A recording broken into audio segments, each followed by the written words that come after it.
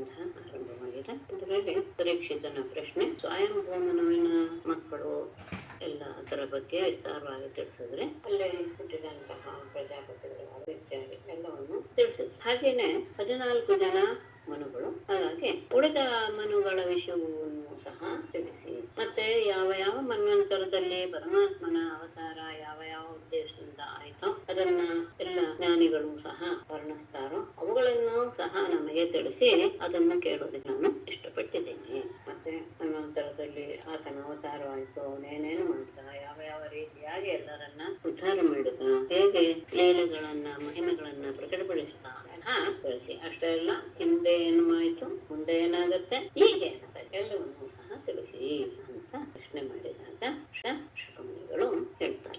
ಈ ಅಷ್ಟಮದ್ರಲ್ಲೇ ಗಜೇಂದ್ರ ಮೋಕ್ಷದ ವಿಷಯನು ಬರೋದು ಒಂದು ವಿಶೇಷ. ಆರಂಭದಲ್ಲಿ ಪ್ರತಿ ಮನ್ವಂತರದಲ್ಲಿಯೂ ಸಹ ಯಾರು ಮನು ಯಾರು, ಆಗ ಸಪ್ತರ್ಷಿಗಳು ಯಾರು, ಇಂದ್ರ ಯಾರು ಇತ್ಯಾದಿ ಎಲ್ಲ ವಿಷಯಗಳನ್ನು ಸಹ ಪ್ರತಿ ಮನ್ವಂತರದಲ್ಲೂ ಅವರೆಲ್ಲ ಬದಲಾವಣೆ ಆಗ್ತಾನೆ ಇರ್ತಾರೆ. ಅವರವರು ಯಾವ ರೀತಿಯಾಗಿ ಆಡಳಿತ ಮಾಡ್ತಾ ಇದ್ರು ಇದೆಲ್ಲವನ್ನು ಸಹ ತಿಳಿಸೋದು ವೈಶಿಷ್ಟ್ಯ. ಅದಾದ್ಮೇಲೆ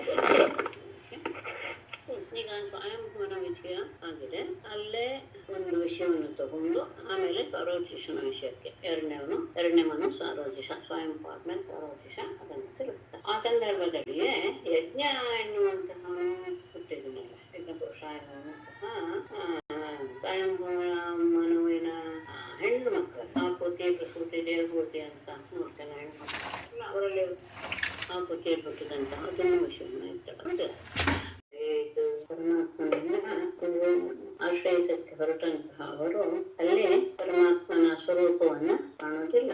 ಆತನನ್ನ ಪ್ರತ್ಯಕ್ಷವಾಗಿ ನೋಡಬೇಕು ಎನ್ನುವ ಉದ್ದೇಶ ಇಟ್ಕೊಂಡು ಆತನನ್ನ ವರ್ಣಿಸ್ತಾ ಇದ್ದಾನೆ ಸೃಷ್ಟಿಕರ್ತನಾದ ಆತನ ವಿರಾಟ್ ಸ್ವರೂಪವನ್ನ ಈಗ ನಾವು ತಗೊಳ್ತಾ ಇದ್ದೀವಿ.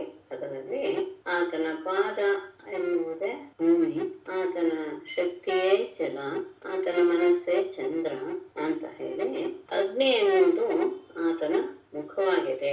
ಯಾಕೆ ಅಂದ್ರೆ ಅದರಿಂದಲೇ ಯಜ್ಞಾದಿಗಳ ನೆರವೇರಿಕೆ ಆಗೋದ್ರಿಂದ ಅಗ್ನಿಯೇ ಆತನ ಮುಖ.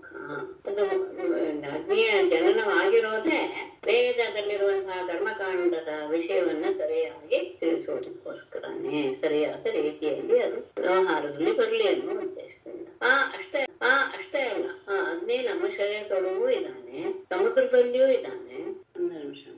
ಅಗ್ನಿ ನಮ್ಮ ಶರೀರದಲ್ಲಿಯೂ ಇದ್ದಾನೆ, ಸಮುದ್ರದಲ್ಲೂ ನಮ್ಮ ಶರೀರದಲ್ಲಿ ಇಟ್ಟುಕೊಂಡು ಏನ್ ಕೆಲಸ ಮಾಡ್ತಾನೋ ಅಂದ್ರೆ ತಿಂದ ಆಹಾರವನ್ನೆಲ್ಲ ಸರಿಯಾದ ರೀತಿಯಲ್ಲಿ ಅದನ್ನ ವಿಭಾಗ ಮಾಡಿ ನಮ್ಮ ದೇಹದಲ್ಲಿ ಯಾವ ಯಾವ ಶಕ್ತಿಯನ್ನ ಕೊಡಬೇಕು ಅದನ್ನೆಲ್ಲವನ್ನೂ ಹೇಗೆ ಕೊಡ್ತಾನೋ ಹಾಗೆ ಸಮುದ್ರದಲ್ಲಿ ಬಡವಾನದ ರೂಪದಲ್ಲಿ ಇಟ್ಟುಕೊಂಡು ಅಲ್ಲಿರುವಂತಹ ವಸ್ತುಗಳನ್ನೆಲ್ಲ ಅವನು ಸೇವಿಸ್ತಾ, ಅಂದ್ರೆ ಅದನ್ನು ಜೀರ್ಣ ಮಾಡ್ತಾ ಅಲ್ಲಿ ಇರುವಂತಹ ಉತ್ತಮವಾದಂತಹ ವಸ್ತುಗಳ ಉತ್ಪತ್ತಿಗೂ ಸಹ ಆತ ಕಾರಣನಾಗಿದ್ದಾನೆ. ಅಂತಹ ಅಗ್ನಿಯನ್ನೇ ಮುಖವನ್ನಾಗಿ ಹೊಂದಿರುವಂತಹ ಭಗವಂತ. ಕಣ್ಣು ಯಾವುದು? ಸೂರ್ಯನೇ ಕಣ್ಣು. ಸೂರ್ಯನ ವೈಶಿಷ್ಟ್ಯ ಏನು? ಇದೆಲ್ಲ ಆ ವಸ್ತುಗಳ ವೈಶಿಷ್ಟ್ಯ ಹೇಳಿ ಇಂತಹ ವಸ್ತುವನ್ನ ತನ್ನ ಅವಯವನ್ನಾಗಿ ಮಾಡ್ಕೊಂಡಿದ್ದಾನೆ ಎನ್ನುವುದನ್ನ ಗಮನಿಸ್ಕೊಳ್ಬೇಕು. ಅದು ಇಲ್ಲಿ ಪ್ರಧಾನ. ಆ ವಸ್ತುವನ್ನ ಹೇಳೋದಲ್ಲ, ವಸ್ತುವನ್ನ ಹೇಳೋದ್ರ ಜೊತೆಗೆ ಇಂತಹ ವಸ್ತು ಅಮೂಲ್ಯವಾದಂತಹ ಗುಣಗಳನ್ನು ಹೊಂದಿರುವಂತಹ ವಸ್ತುವನ್ನ ಆತ ತನ್ನ ಅವಯವನ್ನಾಗಿ ಮಾಡ್ಕೊಂಡಿರ್ತಾನೆ ಎನ್ನುವುದನ್ನ ಅಲ್ಲಿಗೆ ಹೋಗಿ ತಗೊಂಡು ಹೋಗಿ ಅವನಿಗೆ ಅನ್ವಯ ಮಾಡಿ ಆತನ ಮಹಿಮೆ ಎಂತದ್ದು ಅನ್ನೋದ್ರ ಬಗ್ಗೆ ಯೋಚನೆ. ಇದೆಲ್ಲವೂ ಸಹ ಅದು ಮಾತ್ರ ಹೇಳುವಂಥದ್ದು ಅಲ್ಲ, ನಾಪ್ತಿರ್ಲಿ. ದೇವಯಾನದ ಮೂಲಕ ಬ್ರಹ್ಮಲೋಕವನ್ನು ಸೇರ್ತಾರೆ ಯೋಗಿಗಳಾದವರು. ಹಾಗೆ ಬ್ರಹ್ಮಲೋಕವನ್ನು ಸೇರುವುದಕ್ಕೆ ಮೂಲ ದಾರಿ ಯಾವುದು ಅಂದ್ರೆ ಸೂರ್ಯಲೋಕ. ಸೂರ್ಯಮಂಡಲವನ್ನು ಭೇದಿಸಿಕೊಂಡೇ ಅವರು ಸತ್ಯಲೋಕಕ್ಕೆ ಹೋಗೋದು. ಅಂತಹ ಸೂರ್ಯ ಈತನ ಕಣ್ಣು. ಮತ್ತೆ ವೇದದ ಸಾಕ್ಷಾತ್ ಮೂರ್ತಿ ಭಗವಂತನನ್ನ ಧ್ಯಾನ ಮಾಡೋದಕ್ಕೆ ಅತ್ಯಂತ ಉತ್ತಮವಾದಂತಹ ಸ್ಥಾನವೂ ಆಗಿದ್ದಾನೆ. ಮುಕ್ತಿಯ ದ್ವಾರ ಹೌದು, ಅಮೃತಮಯನೂ ಹೌದು. ಅಷ್ಟೇ ಅಲ್ಲ, ಅಂದ್ರೆ ಮುಕ್ತಿಯನ್ನು ಕೊಡುವಂತಹ ಆ ರೀತಿಯಾದಂತಹದ್ದು ಕಾಲರೂಪನೂ ಆಗಿದ್ದಾನೆ. ಯಾಕೆಂದ್ರೆ ಕಾಲದ ಸೂರ್ಯನ ಆಯುಷ್ಯ ಮುಗಿತಾ ಬರುತ್ತೆ, ಕಾಲದ ರೂಪದಲ್ಲಿಯೂ ಆಗಿದೆ. ಆಮೇಲೆ ಯಾರ ಪರಮಾತ್ಮನ ಪ್ರಾಣದಿಂದಲೇ ವಾಯು ಎನ್ನುವುದು ಉಂಟಾಯಿತು, ಆ ವಾಯುವಿನ ಸಾಮರ್ಥ್ಯ ಎಷ್ಟು ಅಂದ್ರೆ ಚರಾಚರಗಳಲ್ಲಿ ಅದರ ಶಕ್ತಿ ಇದೆ. ಅಂದ್ರೆ ಅದರಲ್ಲಿರುವಂತಹ ಮಾನಸಿಕವಾದದ್ದು, ಶಾರೀರಿಕವಾದದ್ದು ಮತ್ತು ಇಂದ್ರಿಯಗಳಿಗೆ ಸಂಬಂಧಪಟ್ಟಂತಹ ಎಲ್ಲ ರೀತಿಯ ಬಲವನ್ನು ಕೊಡುವಂತದ್ದು ವಾಯು. ಆತನು ಪರಮಾತ್ಮನ ಪ್ರಾಣದಿಂದಲೇ ಉತ್ಪನ್ನನಾಗಿದ್ದಾನೆ.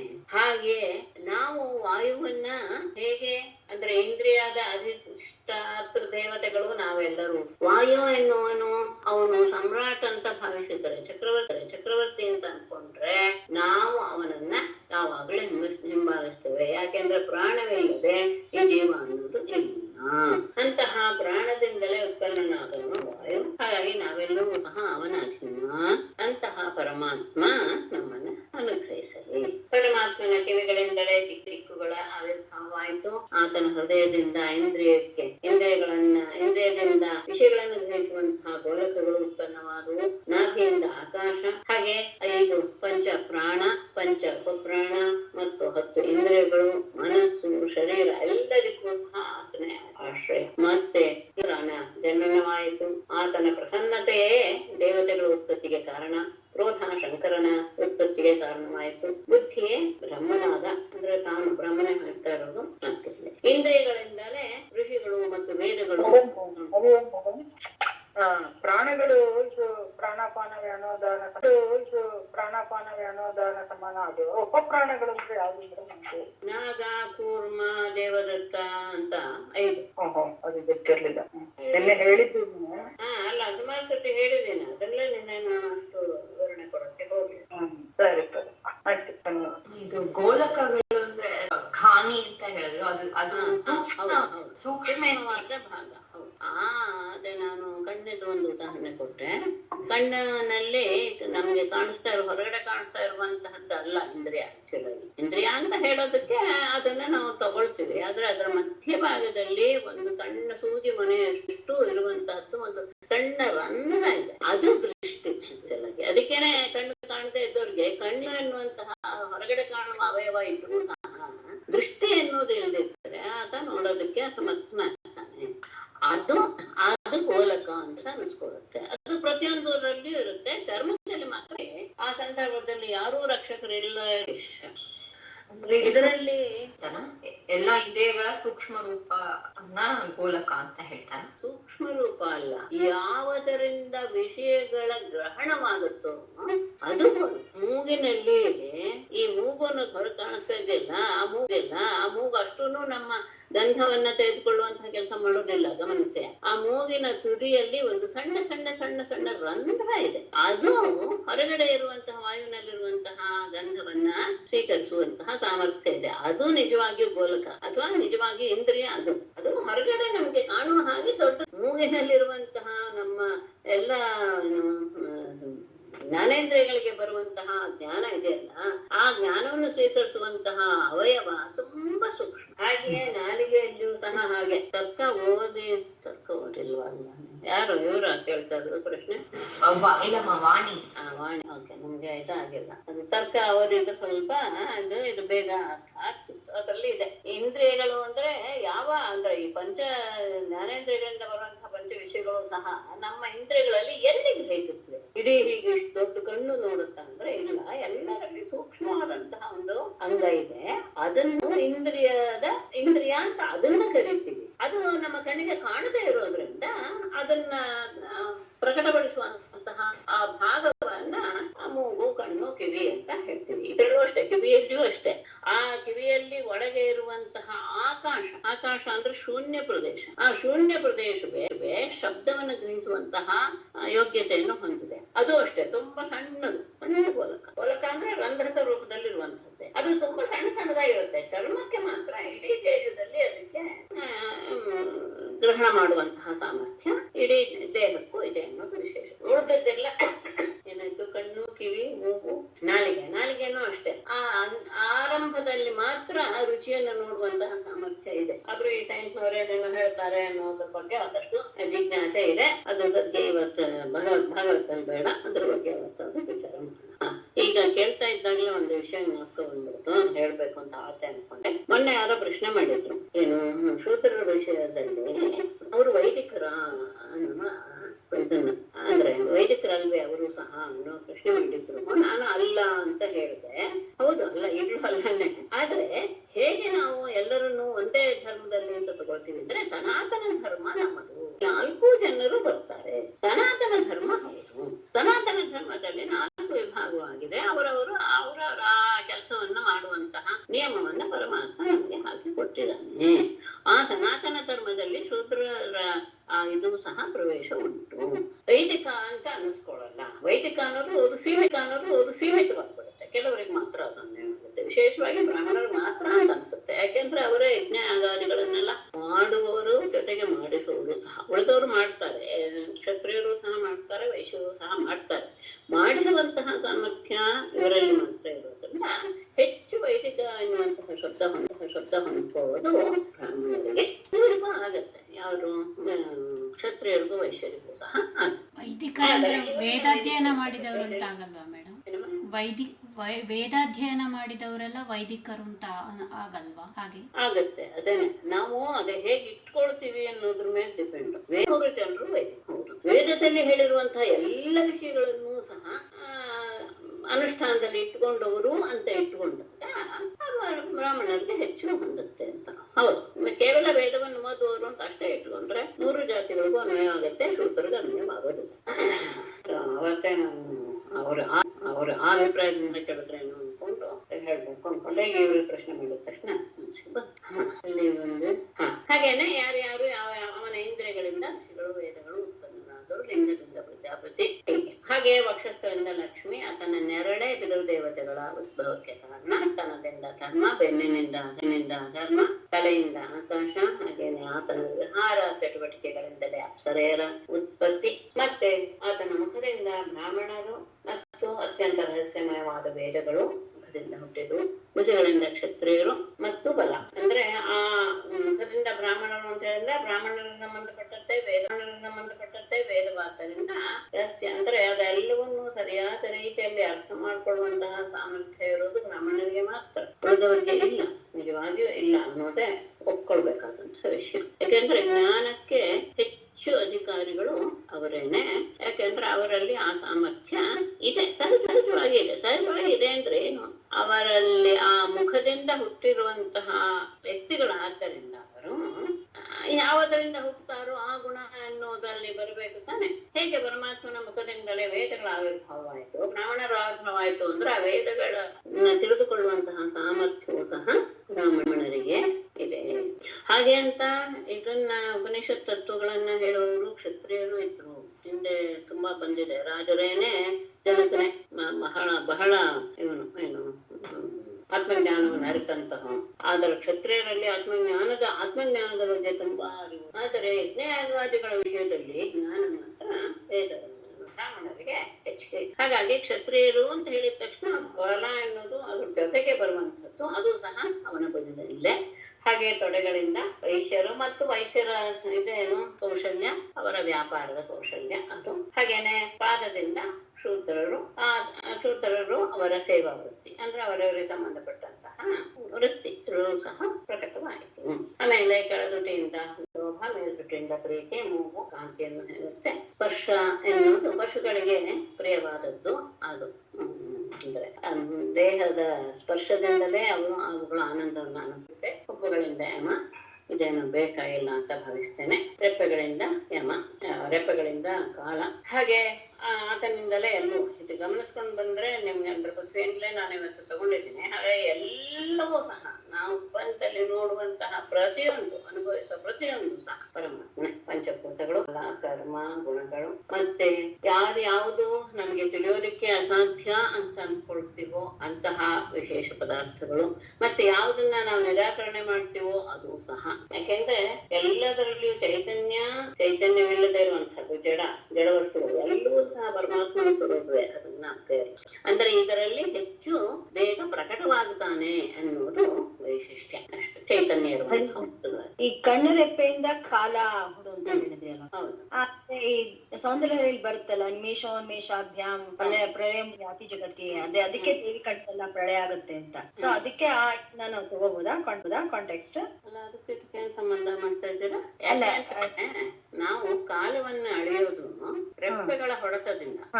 ಒಂದು ಸತಿ ಹೀಗೆ ರೆಪ್ಪೆ ಹೀಗೆ ಹೊಡಿತೀವಲ್ಲ, ಅದನ್ನ ಒಂದು ಕ್ಷಣ ಅಂತ ಹೇಳ್ತೀವಿ. ಕ್ಷಣ ಅಂದ್ರೆ ಇದಲ್ಲ, ನಾವು ಸೆಕೆಂಡ್ ಅಂತ ಹೇಳ್ತೀವಲ್ಲ, ಅದಲ್ಲ. ನಮ್ಮಲ್ಲಿ ಲವದಿಂದ ಶುರುವಾಗುತ್ತೆ ಕಾಲದ ಇದು ಗಣನೆ.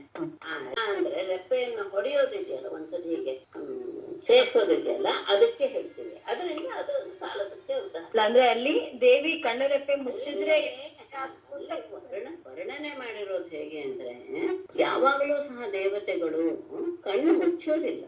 ಯಾಕೆ ಅಂದ್ರೆ ಅವರಿಗೆ ರೆಪ್ಪೆ ಇಲ್ಲ.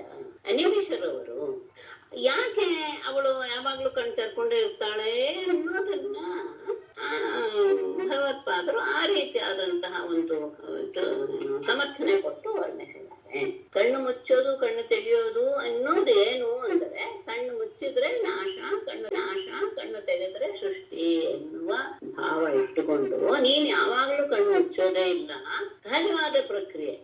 ದೇವತೆಗಳಲ್ಲಿ ಕಣ್ಣು ಮುಚ್ಚದೇ ಇರೋದು ಸಹಜವಾದ ಪ್ರಕ್ರಿಯೆ. ಅದನ್ನ ಒಂದು ಕಾರಣ ಕೊಟ್ಟು ಸಮರ್ಥನೆ ಮಾಡಕ್ಕೆ ಹೊರಟಿದೆ ಅಷ್ಟೇ.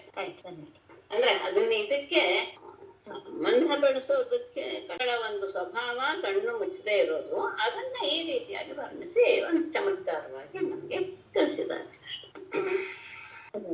ಆಮೇಲೆ ಎಲ್ಲವೂ ಸಹ ನಮ್ಮಲ್ಲಿ ಕಾಣುವಂಥದ್ದು ಎಲ್ಲವೂ ಸಹ ಮಾಯೆಯಿಂದ ನಿರ್ಮಿತವಾದದ್ದೇ. ಅಂದ್ರೆ ಯಾಕೆ ಅಂದ್ರೆ ಮಾಯೆಯಿಂದ ಮೊದಲು ನಿರ್ಮಿತವಾದ ಗುಣದ ಮೂಲಕ ನಾವು ಎಲ್ಲ ರೀತಿಯ ವ್ಯವಹಾರಗಳಲ್ಲಿ ನಾವು ನಮ್ಮನ್ನ ತೊಡಗಿಸಿಕೊಳ್ತೇವೆ. ಆದರೆ ಮಾಯೆಯನ್ನ ನಿರ್ಮಿಸಿದಂತಹ ಪರಮಾತ್ಮ ಅವನು ಅದರೊಳಗೆ ತನ್ನನ್ನ ತೊಡಗಿಸ್ಕೊಳ್ಳೋದಿಲ್ಲ ಆ ವ್ಯವಹಾರದಲ್ಲಿ. ಯಾಕೆ ಅಂದ್ರೆ ವಾಯುವಿನ ಹಾಗೆ. ವಾಯು ಹೇಗೆ ಯಾವ ವಸ್ತುವಿನ ಮೇಲೆ ಹರಡು ಬಂದು ಆ ವಾಸನೆ ತಗೊಂಡ್ಬರುತ್ತೆ, ಹಾಗೆ ಮುಂದೆ ಹೋಗ್ತಾ ಇದ್ದಾಗ ಅದಲ್ಲಲ್ಲ ಬಿಟ್ಟು ಮುಂದೆ ಹೋಗುತ್ತೆ. ಅದರ ನಿಜವಾದ ಸ್ವರೂಪ ಏನು? ಅದಕ್ಕೆ ಗಂಧ ಇಲ್ಲದೆ ಇರುವುದೇ ನಿಜವಾದ ಸ್ವರೂಪ. ಹೇಗೆ ವಾಯು ಹಾಗೆ ಅಸಂಗನಾಗಿರ್ತಾನೋ ಪರಮಾತ್ಮನು ಹಾಗೇನೆ ಅವನು ಮಾಯೆಯಿಂದ ನಿರ್ಮಿತವಾದಂತಹ ವಸ್ತುಗಳಲ್ಲೇ ಅವನು ತನ್ನನ್ನ ತೊಡಗಿಸಿಕೊಳ್ಳುವುದಿಲ್ಲ. ಮತ್ತೆ ಎಲ್ಲ ಶಕ್ತಿಗಳು ಅವನಲ್ಲಿಯೇ ಕೊನೆಗೊಳ್ಳುತ್ತವೆ. ಅವನ ಆನಂದ ಎನ್ನುವುದು ಅವನ ಸ್ವರೂಪ. ಅಷ್ಟೇ ಅಲ್ಲ, ಎಲ್ಲರ ಆತ್ಮ ಸ್ವರೂಪನೂ ಹೌದು. ಹಾಗಾಗಿ ನಿನ್ನನ್ನ ನಾವು ನೋಡ್ಬೇಕು ಅಂತ ಇಷ್ಟಪಟ್ಟಿದ್ದೇವೆ. ನಿನ್ನ ಮುಖ ಕಮಲವನ್ನ ನಮಗೆ ತೋರಿಸಿಬಿಡು. ಮತ್ತೆ ಯಾವುದು ಅನ್ನೋದು ಇಲ್ಲ. ಯಾಕೆಂದ್ರೆ ನೀನ್ ನಿನ್ನ ಇಚ್ಛೆಯಿಂದಲೇ ಅನೇಕ ರೂಪಗಳನ್ನು ಧರಿಸ್ಬಿಡ್ತೀಯ. ನಮ್ಮ ಮನಸ್ಸಿನಲ್ಲಿ ಈಗ ಏನು ತೊಂದರೆ ಇದೆ ಅಂತ ನಿನಗೆ ಅನ್ನಿಸ್ತಾ ಇದೆಯೋ ಅದಕ್ಕೆ ಸರಿಯಾದಂತಹ ರೂಪವನ್ನೇ ನೀನು ಧರಿಸಿ, ನಾವು ಯಾವುದು ತುಂಬಾ ಕಷ್ಟ ಅಂತ ಅನ್ಕೊಳ್ತೀವೋ ಅದೆಲ್ಲವನ್ನು ಸಹ ನೀನು ಬಹಳ ಲೀಲೆಯಿಂದ ಮಾಡಿಬಿಡ್ತೀಯ. ಸರ್ವಶಕ್ತಿಯನ್ನ ಹೊಂದಿರುವಂತಹವನು ನೀನು. ಇದರ ವಿಷಯದಲ್ಲಿ ಅಂದ್ರೆ ನೀನ್ ಯಾವ ರೂಪವನ್ನು ತೋರ್ಸ್ಬೇಕು ನಿಮ್ಗೆ ಅಂತ ನೀನ್ ನಮ್ಮನ್ನು ಕೇಳೋ ಅವಶ್ಯಕತೆನೇ ಇಲ್ಲ. ನಿನಗೆ ಇದರಲ್ಲಿ ನೀನೇ ಸ್ವತಂತ್ರ.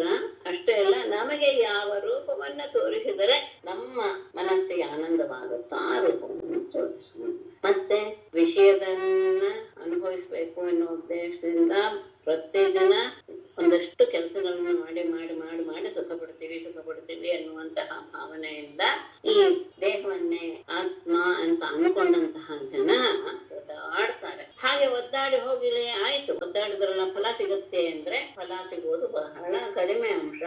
ಅಷ್ಟೇ ಅಲ್ಲ, ಕೆಲವು ಸತಿ ಅದೇನಾಗುತ್ತೆ ವಿಫಲವೂ ಆಗುವಂತಹ ಸಾಧ್ಯತೆ ಇದೆ. ಆದರೆ ನಾವು ಮಾಡುವಂತಹ ಕರ್ಮಗಳ ಎಲ್ಲವನ್ನೂ ಸಹ ನಿನಗೆ ಅರ್ಪಿಸಿ ಬಿಟ್ಟರೆ ಅದು ನಿಜವಾಗಿಯೂ ಸಹ ಫಲವನ್ನ ಕೊಡುತ್ತೆ. ಅದು ಅತ್ಯಂತ ಸಣ್ಣದೇ ಆಗಿರ್ಬೋದು ಪ್ರಯತ್ನ ಅಥವಾ ಕರ್ಮ, ಅದು ಯಾವತ್ತಿಗೂ ಸಹ ವಿಫಲ ಆಗೋದೇ ಇಲ್ಲ. ಅಮೃತ ಅನ್ನೋದು ಒಂದು ಸಣ್ಣ ಹನಿ ಆದ್ರೂ ಸಹ ಅದು ತನ್ನ ಪರಿಣಾಮವನ್ನ ಮಾಡಿಯೇ ಮಾಡುತ್ತೆ. ಯಾಕೆ ಹಾಗೆ ಆಗತ್ತೆ ಅಂದ್ರೆ, ನೀನು ಪರಮಾತ್ಮ ಎಲ್ಲರ ಹಿತೈಷಿ, ಎಲ್ಲರಿಗೂ ಪ್ರೀತಿ ಪಾತ್ರನಾಗ ಅಂದ್ರೆ ಎಲ್ಲರ ಆತ್ಮ ಇರೋದು. ಹೇಗೆ ಬೇರಿಗೆ ನೀರಿದ್ರೆ ಹೇಗೆ ಮರದ ಕೊಂಬೆಗಳಲ್ಲಿರುವಂತಹ ಉಪಶಾಖೆಗಳೆಲ್ಲೂ ಸಹ ಆನಂದ ಪಟ್ಟು ತಮ್ಮ ಚಿಗುರನ್ನ ತೋರಿಸಿ, ಫಲವನ್ನು ತೋರಿಸಿ, ಪುಷ್ಪವನ್ನು ತೋರಿಸಿ ಎಲ್ಲರನ್ನೂ ಆನಂದಗೊಳಿಸುತ್ತೆ. ಹಾಗೆ ನಿನಗೆ ಮಾಡಿದಂತಹ ಆರಾಧನೆ ಎಲ್ಲ ಜೀವಿಗಳ ಆರಾಧನೆ. ಅಷ್ಟೇ ಅಲ್ಲ, ನಮ್ಮಲ್ಲೂ ಅವನಿರೋದ್ರಿಂದ ನಮ್ಮ ಆರಾಧನೆ ಮಾಡಿದ ಹಾಗೆ. ಮತ್ತೆ ಇವರನ್ನ ತಿಳಿಯೋದು ಅಷ್ಟು ಸುಲಭವಲ್ಲ.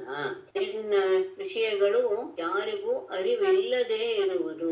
ಮತ್ತೆ ನೀನು ಯಾವಾಗಲೂ ಮೂರು ಕಾಲದಲ್ಲಿಯೂ ಇರುವಿದೆಯಾ ಅಷ್ಟೇ ಅಲ್ಲ, ಅದಲ್ಲದೆ ಆಮೇಲೂ ಅದನ್ನು ಅತೀತವಾಗಿ ನೀನು ಇದೀಯ. ಮತ್ತೆ ನೀನು ಗುಣಗಳಿಗೆ ಅಧೀನನಲ್ಲ, ಆದರೆ ಗುಣಗಳಿಗೆಲ್ಲ ಒಡೆಯ. ಈ ಸಂದರ್ಭದಲ್ಲಿ ನೀನು ಸತ್ವಗುಣವನ್ನ ಆಶ್ರಯಿಸಿ ಪಾಲನಾ ಕರ್ತವ್ಯವನ್ನ ನೀನು ವಹಿಸ್ತಾ ಇದೆಯಾ ಅಂತಹ ನಿನಗೆ ನಮಸ್ಕಾರ ಅಂತ ಹೇತುವನ್ನ ಪ್ರಕಟ ಮಾಡ್ತಾನೆ. ಓಂ ನಮೋ ಭಗವತೆ ವಾಸುದೇವಾಯ. ತೇನೈವ ಮಹಸಾ ಸರ್ವೇ ದೇವಾಃ ಪ್ರತಿಹತೆ ಕ್ಷಣಾಃ ನಾಪಶ್ಯನ್ ಖಂ ದಿಶಃ ಕ್ಷೋಣಿಂ ಆತ್ಮಾನಂಚ ಕುತೋ ವಿಭುಂ. ತೇನ ಮಹಸಾ ಏವ ಪ್ರತಿಹತೆ ಕ್ಷಣಾಃ ಸರ್ವೇ ದೇವಾಃ ಖಂ ದಿಶಃ ಕ್ಷೋಣಿಂ ಆತ್ಮಾನಂಚ ನ ಅಪಶ್ಯನ್ ವಿಭುಂ ಕುತಃ ಅಥವಾ ಕುತಃ ವಿಭುಂ.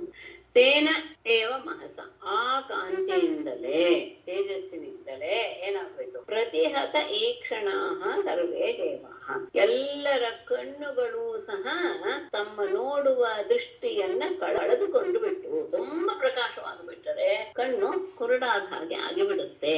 ಹಾಗೆ ತಮ್ಮ ದೃಷ್ಟಿಯ ಸಾಮರ್ಥ್ಯವನ್ನ ಕಳೆದುಕೊಂಡಂತಹ ಸರ್ವೇ ದೇವ, ಎಲ್ಲ ದೇವತೆಗಳು ಸಹ ಖಂ ಆಕಾಶವನ್ನಾಗಲಿ, ದಿಶಃ ದಿಕ್ಕುಗಳನ್ನಾಗಲಿ, ಕ್ಷೋಣಿಂ ಪೃಥ್ವಿಯನ್ನಾಗಲಿ, ಅಷ್ಟೇ ಅಲ್ಲ ಆತ್ಮನಂಚ ತಮ್ಮನ್ನೂ ಸಹ ನ ಅಪಶ್ಯನ್ ನೋಡಲು ಅಸಮರ್ಥರಾಗ್ಬಿಟ್ರು. ಆದರೆ ಆ ಪ್ರಭೆ ಕಣ್ಣಿನ ದೃಷ್ಟಿಯನ್ನ ತೆಳೆದುಕೊಂಡು ಬಿಡ್ತು, ಅವ್ರಿಗೆ ಯಾವುದೂ ಸಹ ನೋಡಕ್ಕೆ ಆಗ್ಲಿಲ್ಲ. ಹಾಗೆ ಇದ್ದಾಗ ವಿಭುಂ ಕುತಃ, ಪರಮಾತ್ಮನನ್ನ ಹೇಗೆ ತಾನೇ ನೋಡ್ತದೆ, ತಮ್ಮನ್ ತಾವೇ ನೋಡ್ಕೊಳಕ್ ಆಗದೆ ಇರುವಂತಹ ಪರಿಸ್ಥಿತಿ ಆಗೋಯ್ತು ಆ ಬೆಳಕಿನಿಂದ. ಹಾಗಿರುವಾಗ ಅಂತಹ ಪ್ರಭೆ ಅವನಿಂದ ಹೊರಹೊಮ್ಮಿತು. ಆ ಪ್ರಭೆ ಇವರ ದೃಷ್ಟಿಯನ್ನೆಲ್ಲ ಅಂಧಮಯವನ್ನಾಗಿ ಮಾಡಿಬಿಡ್ತು. ಹಾಗಾಗಿ ಅವ್ರಿಗೆ ಆಕಾಶವಾಗಲಿ, ಭೂಮಿಯಾಗಲಿ, ದಿಕ್ಕಾಗಲಿ ಯಾವುದೂ ಗೊತ್ತಾಗ್ಲಿಲ್ಲ. ತಮ್ಮ ದೇಹವನ್ನೂ ಸಹ ನೋಡ್ಕೊಳ್ಳೋದಕ್ಕೆ ಆಗ್ಲಿಲ್ಲ ಅವರಿಗೆ. ಹಾಗಿರುವಾಗ ಪರಮಾತ್ಮನನ್ನು ಹೇಗೆ ತಾನೇ ನೋಡ್ತಾರೆ? ಆದರೆ ಇಬ್ಬರು ಮಾತ್ರ ನೋಡಿದ್ರು. ವಿರಿಂಚೋ ಭಗವಾನ್ ದೃಷ್ಟ್ವಾ ಸಹ ಶರ್ವೇಣ ತಾಂ ತನುಂ ಸ್ವಚ್ಛಾಂ ಮರಗತ ಶ್ಯಾಮಾಂ ಕಂಜ ಗರ್ಭಾರುಣೇಕ್ಷಣ. ಭಗವಾನ್ ವಿರಿಂಚಃ ಶರ್ವೇಣ ಸಹ ತಾಂ, ಇಲ್ಲಿ ಕೊನೆಯಲ್ಲಿ ಅನ್ವಯ ಇದು ತುಷ್ಟಾವ ಅಂತವನ್ನ ನೋಡಿ ಮತ್ತೆ ಸ್ತುತಿಸ್ತಾನೆ. ಯಾರು? ನಮ್ಮನೆ ಸ್ತುತಿಸ್ತಾನೆ. ಇಲ್ಲಿ ಅನ್ವಯ ಇಲ್ಲಿ ಒಂದ್ ಸ್ವಲ್ಪ ಹೇಳ್ತೇನೆ, ಆಮೇಲೆ ದೃಷ್ಟ ಅನ್ನೋದನ್ನ ಇಲ್ಲಿಗೆ ಕೊನೆಯಲ್ಲಿ ತಗೊಳ್ಬೇಕು. ತನುಂ ದೃಷ್ಟ್ವಾ ಅಂತ ಬೇಕಾದ್ರೆ ತಗೊಳ್ಳಿ. ಆ ತನುಂ ಇದೆಯಲ್ಲ, ಆ ತನುಂ ಅಂದ್ರೆ ಶರೀರ ಅಂತ. ಆ ಎಂತ ಅನ್ನೋದನ್ನ ಕೊನೆಯವರೆಗೂ ಅಂದ್ರೆ 7ನೇ ಶ್ಲೋಕದ ಮೊದಲನೆಯ ಸಾಲಿನವರೆಗೆ ಸುದರ್ಶನಾದಿಭಿಃ ಸ್ವಾಸ್ತ್ರೈಃ ಮೂರ್ತಿಮದ್ಭಿಃ ಉಪಾಸಿತಾಂ ತನುಂ ಅಂತ ಅಲ್ಲಿಗೆ ಅನ್ವಯ. ತನು ಶಬ್ದ ಸ್ತ್ರೀಲಿಂಗ, ಹಾಗಾಗಿ ಎಲ್ಲ ಶಬ್ದಗಳು ಸಹ ಸ್ತ್ರೀಲಿಂಗದಲ್ಲಿ ಇದೆ. ಇಂತಹ ಶರೀರವನ್ನು ನೋಡಿ ಯಾರು? ಚತುರ್ಮುಖ ಬ್ರಹ್ಮ. ಯಾರ ಜೊತೆಗೆ? ಶರ್ವೇಣ ಸಹ, ಶಂಕರನೊಡನೆ. ಅಂದ್ರೆ ಅವರಿಬ್ಬರಿಗೆ ಮಾತ್ರ ಆತನ ಮೂರ್ತಿ ಕಾಣಿಸ್ತು, ಉಳಿದವರಿಗೆ ಯಾರಿಗೂ ಸಹ ಕಾಣಲಿಲ್ಲ. ಹಾಗೆ ಅವನ ಜೊತೆ ನೋಡಿದಂತಹ ಆ ಶರೀರವನ್ನು ನೋಡಿದ ಶಂಕರನ ಜೊತೆಗೆ ಅಂತಹ ಶರೀರವನ್ನ ಮುಂದೆ ಅವನು ಸ್ತುತಿಸ್ತಾನೆ ಅಂತ 7ನೇ ಶ್ಲೋಕದಲ್ಲಿ ಕೊನೆಗೊಳ್ಳುತ್ತೆ. ದೃಷ್ಟ ಅಂತ ಬೇಕಾದ್ರೆ ಇಲ್ಲೇ ತಗೊಳ್ಳಿ, ನಾನು ಮತ್ತೆ ಅಲ್ಲಿ ಹೇಳ್ಬಿಟ್ಟು ಇಲ್ಲ ಅನ್ವಯ ಹೇಗೆ ಅಂತ ಹೇಳ್ತೀನಿ. ಹೇಗಿದೆ ಶರೀರ? ಸ್ವಚ್ಛ, ಅತ್ಯಂತ ಶುಭ್ರವಾಗಿದೆ. ಮರಕತ ಶ್ಯಾಮ. ಮರಕತ ಮಣಿ ಅಂತ ಹೇಳಿದ್ರೆ ಇದು ಪಚ್ಚಕಲ್ಲು. ಮರಕತ ಶ್ಯಾಮ ಅಂತ ಹೇಳಿದ್ರೆ ಹಸಿರು ತುಂಬಾ ಹೆಚ್ಚಾದಲ್ಲ. ಸಾಮಾನ್ಯವಾಗಿ ನಾವು ಅದನ್ನ ಇಂಗ್ಲಿಷ್ ಅಲ್ಲಿ ಶಬ್ದ ಅದು ಇದೆ, ಬಾಟಲ್ ಗ್ರೀನ್ ಅಂತ ಹೇಳ್ತೇವೆ. ಅಂದ್ರೆ ಹಸಿರು ಕಪ್ಪಿನ ಜೊತೆಗೆ ಮಿಶ್ರವಾಗಿರುತ್ತೆ ಅಂತಹ, ಅದಕ್ಕೆ ಮರಕತ ಶ್ಯಾಮ ಅಂತ ಹೇಳ್ತಾರೆ. ಹಸಿರಿನ ಜೊತೆ ಕಪ್ಪು ಸೇರಿದೆ, ಅದು ಒಂದು ರೀತಿಯಾದಂತಹ ಸೌಂದರ್ಯವನ್ನ ಹೊರಹೊಮ್ಮಿಸ್ತಾ ಇದೆ. ಆತನ ದೇಹ ಅತ್ಯಂತ ಶುಭ್ರವಾಗಿದೆ. ಶರೀರದ ಕಾಂತಿ ಮರಕತ ಮಣಿ ಶ್ಯಾಮದ ವರ್ಣವನ್ನ ಸೇರಿಸ್ಕೊಂಡಿದೆ. ಕಂಜ ಗರ್ಭಾರುಣೇಕ್ಷಣ. ಕಂಜ ಅಂತ ಹೇಳಿದ್ರೆ ಕಮಲ, ಗರ್ಭ ಅಂದ್ರೆ ಅದರ ಒಳಗಿರುವಂತಹ ಅರುಣ ಅಂದ್ರೆ ಕೆಂಪಾದ ಭಾಗದ ಹಾಗೆ ಕಾಣಿಸ್ತಾ ಇದೆ ಈ ಕ್ಷಣ. ಅಂದ್ರೆ ಅವನ ದೃಷ್ಟಿ, ಅವನ ಕಣ್ಣು ಹೇಗೆ ಇದೆ ಅಂತ ಹೇಳಿದ್ರೆ ಕಮಲದ ಮಧ್ಯದಲ್ಲಿರುವಂತಹ ಆ ಪರಾಗ ಹೆಚ್ಚು ಕೆಂಪಿರುತ್ತಲ್ಲ, ಆ ರೀತಿಯಾದಂತಹ ಅರುಣವರ್ಣವನ್ನು ಹೊಂದಿರುವಂತಹ ಕಣ್ಣುಗಳು. ಮನಸ್ಸೇ ಮೊದಲು ಎಲ್ಲ ರೀತಿಯಾದಂತಹದ್ದು ಸ್ವಚ್ಛವಾದದ್ದು. ಇಡೀ ದೇಹದ ಕಾಂತಿ ಹೇಗಿದೆ, ಮರಕತ ಮಣಿ ಮತ್ತು ಮರಕತ ಮಣಿಯ ಹಾಗೆ ಅತ್ಯಂತ ಕಪ್ಪಿನ ವರ್ಣವನ್ನ ಹೊಂದಿದೆ. ನಾನು ಗಮನವನ್ನ ಮನಸ್ಸಿಗೆ ತಂದ್ಕೊಳ್ಬೇಕು. ಹಸಿರು ಕಪ್ಪಿನಿಂದ ಮಿಶ್ರವಾದಾಗ ಯಾವ ರೀತಿಯಾಗಿ ನಮ್ಗೆ ತೋರುತ್ತೋ ಆ ಬಣ್ಣ. ಇಡೀ ದೇಹ ಹಾಗಿದೆ. ಕಣ್ಣು ಹೇಗಿದೆ, ಕಮಲದ ಮಧ್ಯದಲ್ಲಿ ಪರಾಗದ ಆ ಕೆಂಪು ವರ್ಣದ ಕೆಂಪುವಿನ ಬಣ್ಣವನ್ನ ಹೊಂದಿದೆ ಅಂತ. ಕಣ್ಣು ಸ್ವಲ್ಪ ಕೆಂಪಾಗಿದೆ ಅಂತ. ತಪ್ತ ಹೇಮಾವದಾತೇನ, ತಪ್ತ ಅಂದ್ರೆ ಚೆನ್ನಾಗಿ ಕಾದಂತಹ ಚಿನ್ನ ಅತ್ಯಂತ ಶೋಭೆ. ಇದನ್ನು ಅಗ್ನಿಯಲ್ಲಿ ಹಾಕಿ ಅದನ್ನ ಶುದ್ಧ ಮಾಡುವಾಗ ಆ ಶುದ್ಧವಾದ ಅಗ್ನಿಯ ಹೊಳಪು ಅತ್ಯಂತ ಶುಭ್ರ. ಅಂದ್ರೆ ಅದ್ರಲ್ಲಿ ಒಂದು ಸಣ್ಣ ಕೊಳೆಯೂ ಇರೋದಿಲ್ಲ. ಕಾಯಿಸಿದ ಹಾಗೆ ಅದು ತನ್ನ ಎಲ್ಲ ಕೊಳೆಗಳನ್ನು ಕಳೆದುಕೊಂಡು ಕಾಯಿಸಿದ ಚಿನ್ನದ ಹಾಗೆ ಅವದಾತೇನ. ಅವದಾತ ಶಬ್ದ ವಿಶೇಷ ಗಮನಿಸಿ ಸ್ವಚ್ಛ ಎನ್ನುವ ಅರ್ಥದಲ್ಲಿ ತಗೊಳ್ತಾರೆ. ಇದ್ರ ಬಗ್ಗೆ ನಾನು ಎಲ್ಲ ಒಂದ್ಸತಿ ತಿಳಿಸಿದ್ದೆ. ಏನಂತ ಹೇಳಿದ್ದೆ ಅಂದ್ರೆ ನೀರಿನ ಬಣ್ಣ ಅವದಾತ ಅಂತ. ನೀರು ನಮ್ಮ ತರ್ಕಶಾಸ್ತ್ರದಲ್ಲಿ ಹೇಳ್ತಾರೆ ಅದು ಬಿಳಿ. ಎಂಥ ಬಿಳಿ ಅಂದ್ರೆ ಪ್ರಕಾಶಮಾನವಲ್ಲದ ಬಿಳಿ ಅಂತ ತಗೊಳ್ತೀವಿ. ಅದನ್ನ ಅವದಾತ ಶಬ್ದಕ್ಕೆ ನಾವು ಯಾವಾಗ್ಲೂ ಉದಾಹರಣೆ ಕೊಡೋದು. ಇಲ್ಲಿ ಅವದಾತ ಶಬ್ದ ಗಮನಿಸಿ ಹಳದಿ ಎನ್ನುವ ಅರ್ಥದಲ್ಲಿದೆ. ಅವದಾತ ಶಬ್ದಕ್ಕೆ ಎರಡು ಅರ್ಥ ಇದೆ. ಸ್ವಚ್ಛ ಎನ್ನುವ ಅರ್ಥವೂ ಇದೆ, ಪೀತ ಇಲ್ಲಿ ಪೀತ ಅಂತ ಅರ್ಥ ಮಾಡ್ಬೇಕು. ಯಾಕೆಂದ್ರೆ ಚಿನ್ನವನ್ನ ತಗೊಂಡಿರೋದು. ಚೆನ್ನಾಗಿ ಕಾಯಿಸಿದ ಚಿನ್ನದಂತೆ ಹಳದಿ ವರ್ಣವನ್ನು ಹೊಂದಿರುವಂತಹ ಲಸತ್ಕೌಶೇಯ ಮಾಸಸ, ಹೊಳೆಯುತ್ತಿರುವಂತಹ ಪೀತಾಂಬರ ಅಂತ ಅರ್ಥ. ಕೌಶೇಯ ಅಂದ್ರೆ ರೇಷ್ಮೆ ಬಟ್ಟೆ. ಅದು ಪೀತ ಪೀತ ವರ್ಣದಿಂದ ಕೂಡಿರುವುದರಿಂದ ಪೀತಾಂಬರದಿಂದ ಶೋಭಿಸ್ತಾ ಇದ್ದಾನೆ. ಪ್ರಸನ್ನ ಚಾರು ಸರ್ವಾಂಗಿ. ಇಡೀ ದೇಹ ಒಂದ್ ರೀತಿಯ ಏನು ಹೇಳ್ಬೇಕು ಅಂದ್ರೆ ಬಿಗಿತವಿಲ್ಲದೆ ಇರುವಂತದ್ದು, ರಿಲ್ಯಾಕ್ಸ್ ಅಂತ ಹೇಳ್ತೀವಲ್ಲ ಹಾಗೆ. ಇಡೀ ದೇಹ ಪ್ರಸನ್ನವಾಗಿದೆ ಅಂದ್ರೆ ಅದರ ಇಲ್ಲ ಹಿಡಿತ ಒಂದು ಏನು ಜಗಿತ ಅಂತ ಹೇಳ್ತೀವಲ್ಲ ಅದಿಲ್ಲ. ಚಾರು ಪ್ರಸನ್ನತೆಯಿಂದ ಸುಂದರವಾಗಿರುವಂತಹ ಎಲ್ಲ ಅವಯವಗಳುಳ್ಳ. ಗಮನಿಸಿ, ಸರ್ವಾಂಗೀಂ ಅನ್ನೋದು ಎಲ್ಲಿಗನ್ವಯ? ತನುಂಗೆ ಅನ್ವಯ, ಶರೀರಕ್ಕೆ ಅನ್ವಯ. ಇದೆಲ್ಲವೂ ಸಹ ಶರೀರ. ಸರ್ವಾಂಗೀಂ ಅಂದ್ರೆ ಯಾವುದೋ ಸ್ತ್ರೀ ಅಂತ ಭಾವಿಸ್ಬೇಡಿ. ತನು ಶಬ್ದ ಸ್ತ್ರೀಲಿಂಗ ಇರೋದ್ರಿಂದ ಎಲ್ಲ ಶಬ್ದವು ಸ್ತ್ರೀಲಿಂಗದಲ್ಲಿ ಇದೆ. ಸಂಸ್ಕೃತದ ಒಂದು ವೈಶಿಷ್ಟ್ಯ ಇದೆ. ಸಂಸ್ಕೃತ ಓದಿದ್ದ ಇದ್ದವರಿಗೆ ಹೇಳ್ತಾ ಇದ್ದೇನೆ. ಸುಮುಖಿ ಅತ್ಯಂತ ಸುಂದರವಾದಂತಹ ಏನು ಹಾಸದಿಂದ ಕೂಡಿರುವಂತಹ ಮುಖ. ಸುಂದರ ಭ್ರುವಂ, ಸುಂದರವಾದಂತಹ ಹುಬ್ಬುಗಳು. ಮಹಾಮಣಿ ಕಿರೀಟೇನ ಕೇಯೂರಾಭ್ಯಾಂಚ ಭೂಷಿತ, ಉತ್ತಮೋತ್ತಮವಾದಂತಹ ಮಣಿಗಳಿಂದ ತುಂಬಿದಂತಹ ಕಿರೀಟದಿಂದಲೂ ಕೇಯೂರಾಭ್ಯಾಂ, ಕೇಯೂರ ಅಂತ ಹೇಳಿದ್ರೆ ತೋಳ್ಬಂದಿ, ಆ ಎರಡು ತೋಳುಗೂ ಹಾಕೊಳ್ಳುವಂತಹ ತೋಳ್ಬಂದಿಗಳಿಂದ ಅಲಂಕರಿಸಲ್ಪಟ್ಟಂತಹ ತನು ಅಲ್ಲಿದೆ. ಕರ್ಣಾಭರಣ ನಿರ್ಭಾತ ಕಪೋಲ ಶ್ರೀ ಮುಖಾಂಬುಜಾಂ, ಕಿವಿಯಲ್ಲಿ ಹಾಕಿಕೊಂಡಿರುವುದು ಮಕರ ಕುಂಡಲ.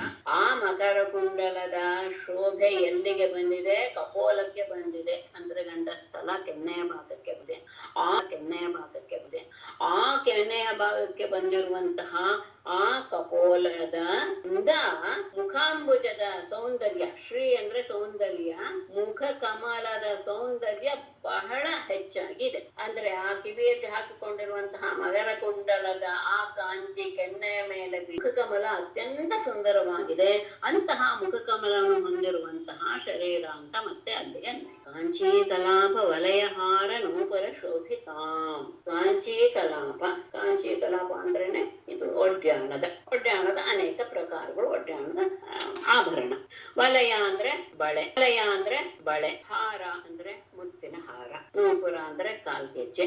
ಈ ಎಲ್ಲವನ್ನೂ ಧರಿಸಿ ಕಿವಿಯಲ್ಲಿ ಸೊಂಟದಲ್ಲಿ ಒಡ್ಯಾಣವನ್ನ, ಹಾಗೇನೆ ಕೈಯಲ್ಲಿ ಕಡಗವನ್ನ, ಕಾಲಿನಲ್ಲಿ ನೂಪುರವನ್ನ, ಹಾಗೆ ಕೊರಳಿನಲ್ಲಿ ಮುತ್ತಿನ ಹಾರ, ಇದೆಲ್ಲದರಿಂದಲೂ ಶೋಭಿತವಾದಂತಹ. ಆಮೇಲೆ ಕೌಸ್ತುಭಾಭರಣ ಲಕ್ಷ್ಮೀ ಬಿಭ್ರತಿ ವನಮಾಲಿನಿ, ಕೌಸ್ತುಭವನ್ನ ಧರಿಸಿರುವಂತಹ, ಕಂಠದಲ್ಲಿ ಕೌಸ್ತುಭ ರತ್ನವನ್ನ ಧರಿಸಿರುವಂತಹ ಶರೀರ. ಹಾಗೇನೆ ಲಕ್ಷ್ಮೀ ಬಿಭ್ರತಿ, ಲಕ್ಷ್ಮಿಯನ್ನ ಧರಿಸಿದಾನೆ. ಲಕ್ಷ್ಮಿಯನ್ನ ವಕ್ಷಸ್ಥಳದಲ್ಲಿ ಧರಿಸೋದ್ರಿಂದ ಹಾಗೆ ಇಟ್ಕೊಳ್ಬೇಕು. ಲಕ್ಷ್ಮಿಯನ್ನ ಹೃದಯದಲ್ಲಿ ಎದೆಯಲ್ಲಿ ಧರಿಸಿರುವ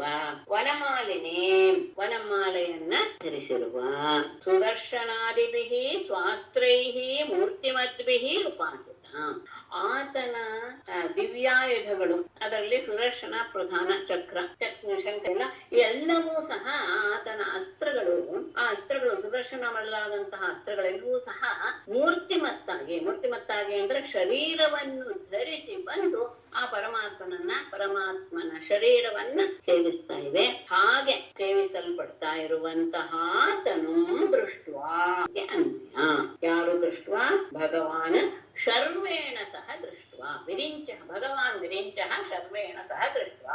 ಇಂತಹ ಶರೀರವನ್ನ, ಸುಂದರಮಯವಾದಂತಹ ಇಂತಹ ಶರೀರ, ಇಡೀ ಶರೀರ ಮರಕತ ಮಣಿಯಂತೆ ಅತ್ಯಂತ ಶ್ಯಾಮಲ ವರ್ಣವಾಗಿದೆ. ಕಮಲದ ಮಧ್ಯದಲ್ಲಿರುವಂತಹ ಆ ಪರಾಗದ ಹಾಗೆ ಕೆಂಪಾದ ಛಾಯೆಯನ್ನು ಹೊಂದಿದೆ ದೃಷ್ಟಿ. ಹಾಗೆ ಕಾದ ಚಿನ್ನದಂತೆ ಹಳದಿಯಾದಂತಹ ರೇಷ್ಮೆಯ ವಸ್ತ್ರವನ್ನು ಧರಿಸಿದಾನೆ. ಇಡೀ ದೇಹ ಅತ್ಯಂತ ಅರಳಿರುವಂತಹ ದೇಹ, ಎಲ್ಲ ಅವಯವಗಳು, ಅದು ವಿಶೇಷ ಸುಂದರವಾಗಿರುವಂತಹ ಅವಯವಗಳಿಂದ ಕೂಡಿದೆ. ಸುಂದರವಾದ ಮುಖ, ಸುಂದರವನ್ನು ಹೊಂದಿರುವಂತಹದ್ದು. ಹಾಗೆ ಉತ್ತಮೋತ್ತಮವಾದಂತಹ ಮಣಿಗಳಿಂದ ನಿರ್ಮಿಸಲ್ಪಟ್ಟಂತಹ ಕಿರೀಟದಿಂದಲೂ ತೋಳದಂತಿಗಳಾದ ಕೇವರಗಳಿಂದಲೂ ಅಲಂಕರಿಸಲ್ಪಟ್ಟಂತಹ ಶರೀರ. ಹಾಗೆ ಕಿವಿಯಲ್ಲಿ ಹಾಕಿಕೊಂಡಿರುವಂತಹ ಮಕರ ಕುಂಡಲದ ಕಾಂತಿ ಕಪೋಲದ ಮೇಲೆ ಬಿದ್ದು ಆ ಮುಖ ಕಮಲದ ಕಾಂತಿಯನ್ನು ಅದು ಹೆಚ್ಚಿಸಿವೆ. ಅಂತಹ ಮುಖ ಕಮಲವನ್ನು ಹೊಂದಿರುವಂತಹ ಶರೀರ. ಮೇಖಲ, ವಲಯ, ಹಾರ, ನೂಪುರ ಈ ಎಲ್ಲದರಿಂದಲೂ ಸಹ ಶೋಭಿತವಾದಂತಹ ಶರೀರ. ಕುತ್ತಿಗೆ ಕಂಠದಲ್ಲಿ ಕೌಸ್ತುಭಾಭರಣವನ್ನು ಧರಿಸಿದಾನೆ, ಎದೆಯಲ್ಲಿ ಲಕ್ಷ್ಮಿಯನ್ನು ಧರಿಸಿದಾನೆ. ಹಾಗೆಯೇ ವನಮಾಲೆಯನ್ನು ಧರಿಸಿರುವಂತಹ ಶರೀರವನ್ನು, ಯಾರ ಶರೀರ? ಹರಿಯ ಶರೀರ. ಅವನು ತನ್ನ ಶರೀರವನ್ನು ತೋರಿಸಿದ ಇದರ ಮಧ್ಯದಲ್ಲಿ, ತೇಜಸ್ಸಿನ ಮಧ್ಯದಲ್ಲಿ. ಅಂತಹ ತೇಜಸ್ಸಿನಿಂದ ತುಂಬಿದಂತಹ ಹರಿಯ ಶರೀರವನ್ನ ಭಗವಂತನಾದ ಬ್ರಹ್ಮನು ಶಂಕರನೊಡನೆ ತುಷ್ಟಾವದೇವ ಪ್ರವರಶ್ಚ ಸರ್ವಸ್ಪುರುಷಂ ಪರಂ ಸರ್ವಾಮರಗಣೈಃ ಸಾಕಂ ಸರ್ವಾಂಗೈರವನಿಂದತೈಃ. ದೇವಪ್ರವರಃ ಸಶರ್ವಃ ಪರಂ ಪುರುಷಂ ಸರ್ವಾಮರಗಣೈಃ ಸಾಕಂ ಸರ್ವಾಂಗೈಃ ಅವನಿಂ ಹಾಗೆ ಸರ್ವಾಂಗೈಃ ಅವನಿಂ ಗತೈಃ ತುಷ್ಟವ. ದೇವಪ್ರವರಃ ಅಂದ್ರೆ ಅದೇ ಚತುರ್ಮುಖ ಬ್ರಹ್ಮ, ದೇವಶ್ರೇಷ್ಠನಾದಂತಹ ಬ್ರಹ್ಮನು ಸಶರ್ವ ಶಂಕರನೊಡನೆ ಕೂಡಿಕೊಂಡು ಪರಂಪುರುಷಂ ಅಂತಹ ಮಹಾಮಹಿಮನಾದಂತಹ ಪರಂಪುರುಷನಾದಂತಹ ಪರಮಾತ್ಮನನ್ನ ಸರ್ವಾಮರಗಣೈಹಿ ಸಾಕಂ ಎಲ್ಲ ದೇವತೆಗಳ ಸಮೂಹಗಳೊಡನೆ ಸರ್ವಾಂಗೈಹಿ ಅವನಿಂಗತೈಹಿ ಎಲ್ಲರೂ ಸಹ ತಮ್ಮ ಎಲ್ಲ ಅವಯವಗಳನ್ನು ಸಹ ಭೂಮಿಯ ಮೇಲೆ ಹಾಕಿದಾರಂತೆ. ಏನ್ ಹಾಗಂದ್ರೆ ಸಾಷ್ಟಾಂಗ ನಮಸ್ಕಾರವನ್ನ ಮಾಡ್ತಾ ಎಲ್ಲರೂ ಸಹ ಹಾಗೆ ನಮಸ್ಕಾರ ಮಾಡ್ತಾ ಇದ್ದಾರೆ. ಬ್ರಹ್ಮ ಅವನನ್ನ ಈಗ ಸ್ತುತಿಸ್ತಾ ಇದ್ದಾನೆ. ತುಷ್ಟಾವ ಸ್ತುತಿಸಿದನು ಅಂತ ಅಷ್ಟೇ. ಇಂತಹ ಮನಸ್ಸಿಗೆ ತಂದುಕೊಳ್ಳಿ, ಇಂತಹ ರೂಪವಿರುವಂತಹ ಪರಮಾತ್ಮನನ್ನ ತಗೊಳ್ಳೋದಕ್ಕೆ ಶುರು ಮಾಡುತ್ತಾ ಸ್ತುತಿಸಲು ಶುರು ಮಾಡುತ್ತಾ ಬ್ರಹ್ಮೋವಾಚ ಜಾತ ಜನ್ಮ ಸ್ಥಿತಿ ಸಂಯಮಾಯ ಗುಣಾಯ ನಿರ್ವಾಣ ಸುಖಾರ್ಣವಾಯ ಅನೋರಣಿಮ್ನೆ ಅಪರಗಣ್ಯ ಧಾಮ್ನೆ ಮಹಾನುಭಾವಾಯ ನಮೋ ನಮಸ್ತೆ. ಎಲ್ಲೂ ವ್ಯತ್ಯಾಸ ಇಲ್ಲ ಆ ವೇದನದಲ್ಲಿ, ಅದು ಸ್ವಲ್ಪ ಬಿಡಿಸ್ಬೇಕಾಗತ್ತೆ. ಅಜಾತ ಜನ್ಮ ಸ್ಥಿತಿ ಸಂಯಮಾಯ ಒಂದು ಪದ, ಮುಂದೆ ಅಲ್ಲಿ ಸಂಧ್ಯಾ ಇದೆ ಅಗುಣಾಯ ಅಂತ ಇನ್ನೊಂದು ಪದ, ನಿರ್ವಾಣ ಸುಖಾರ್ಣವಾಯ ಅಣೋಹು ಅಣಿಮ್ನೆ ಅಂತ ಅಲ್ಲಿ ಬಿಡಿಸ್ಬೇಕು. ಅಪರಿಗಣ್ಯ ಧಾಮ್ನೆ ಮಹಾನುಭಾವಾಯ ತೇ ತಗೊಂಡು ನಮೋ ನಮಃ. ಅಜಾತ ಜನ್ಮ ಸ್ಥಿತಿ ಸಂಯಮಾಯ ಎಂಥವನು? ಅವನಿಗೆ ಜನ್ಮ ಸ್ಥಿತಿ ಸಂಯಮ ಅಂದ್ರೆ ಲಯ ಇದು ಯಾವುದೂ ಸಹ ಅಜಾತ ಇಲ್ಲದೆ ಇರುವಂಥವನು.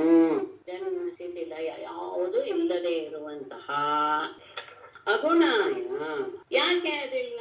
ಜನ್ಮಸ್ಥಿತಿ ಲಯಗಳೆಲ್ಲ ಯಾಕಿಲ್ಲ ಅಂತ ಹೇಳಿದ್ರೆ ಅವನು ಅಗುಣನ. ಪ್ರಕೃತಿಗೆ ನಾವು ಸಂಬಂಧಪಟ್ಟಿದ್ರಿಂದಲೇ ನಮ್ಗೆ ಅದಲ್ವೂ ಸಹ ಇದೆ. ಪ್ರಕೃತಿ ಅಂದ್ರೆ ಏನು?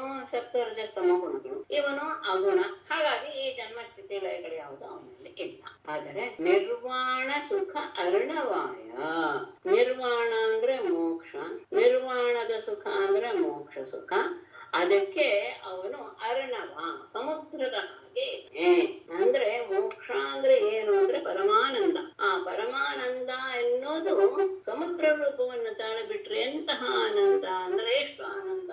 ನಮ್ಗೆ ಊಹಿಸಕ್ಕಾಗಲ್ಲ.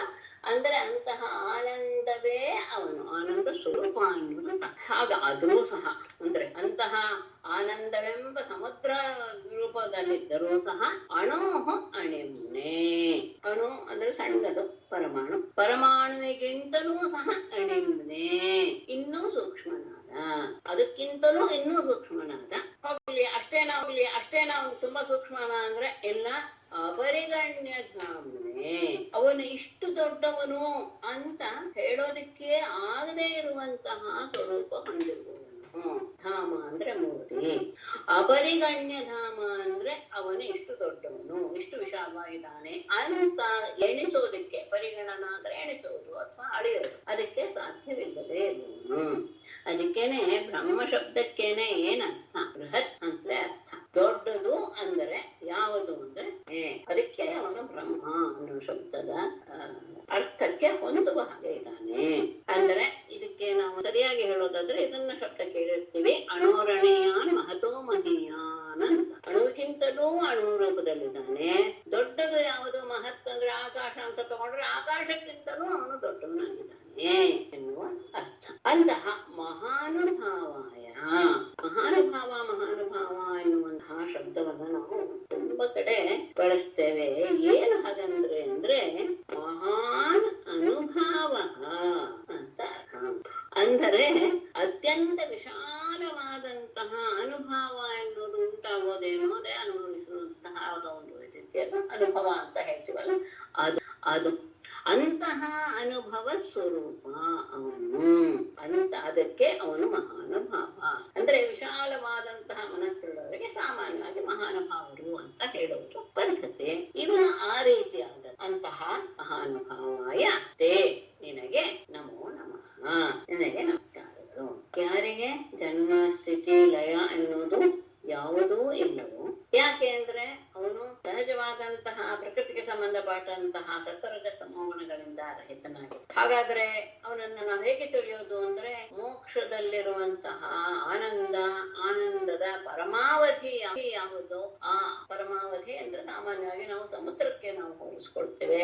ಅಂತಹ ಆನಂದದ, ಅಪಾರ ಆನಂದದ ಸ್ವರೂಪ. ಹಾಗಾದ್ರೆ ಅವನು ನಮ್ಮ ಕಣ್ಣಿಗೆ ಕಾಣ್ತಾನೆ ಅಂದ್ರೆ ಇಲ್ಲ, ಅಣೋಹೋ ಅಣಿಯಾನ, ಅಣುವಿಗೂ ಸೂಕ್ಷ್ಮಕ್ಕೂ ಸೂಕ್ಷ್ಮವಾದವನು. ಹಾಗಾದ್ರೆ ಹೇಗೆ ಅಂದ್ರೆ ಹಾಗಾದ್ರೆ ಎಲ್ಲವನ್ನೂ ದಾಟಿದು ಮಹತಃ ಮಹೀಯ, ಎಲ್ಲದಕ್ಕಿಂತ ದೊಡ್ಡವನು. ತುಂಬಾ ಸಣ್ಣದು ನಮಗೆ ಕಾಣಲ್ಲ, ತುಂಬಾ ದೊಡ್ಡದು ನಮಗೆ ಗಮನಿಸ್ಕೊಳ್ಬೇಕು. ಅಂತಹ ಮಹಾನುಭಾವಾಯ, ಅತ್ಯಂತ ಎಲ್ಲ ರೀತಿಯ ಮನಸ್ಸಿನ ಭಾವನೆಗಳಿಗೂ ಸಹ ಆಶ್ರಯಭೂತನಾದಂತಹ, ಅನುಭವಗಳಿಗೂ ಸಹ ಅವನು ಆಶ್ರಯಭೂತನಾಗಿದ್ದಾನೆ. ಅಂತಹ ಪರಮಾತ್ಮನಿಗೆ ನಮಸ್ಕಾರ ಅಂತ ಹೇಳಿ, ರೂಪಂ ತವೈ ತತ್ಪುರುಷಶ್ರಭೇದ್ಯಂ ಶ್ರೇಯೋರ್ತಿಭಿರ್ವೈದಿಕ ತಾಂತ್ರಿಕೇಣ ಯೋಗೇನ ಧಾತಃ ಸಹ ನಸ್ತ್ರಿಲೋಕಾನ್ ಪಶ್ಯಾಮ್ಯಮುಷ್ಮಿನ್ ವಿಶ್ವಮೂರ್ತೌ. ಪುರುಷಶ್ರಭ ಮೊದಲನೇ ಸಾಲಿನಲ್ಲಿ ಸ್ವಲ್ಪ ಸೇರ್ಕೊಂಡಿದೆ, ಗಮನಿಸ್ಕೊಳ್ಳಿ.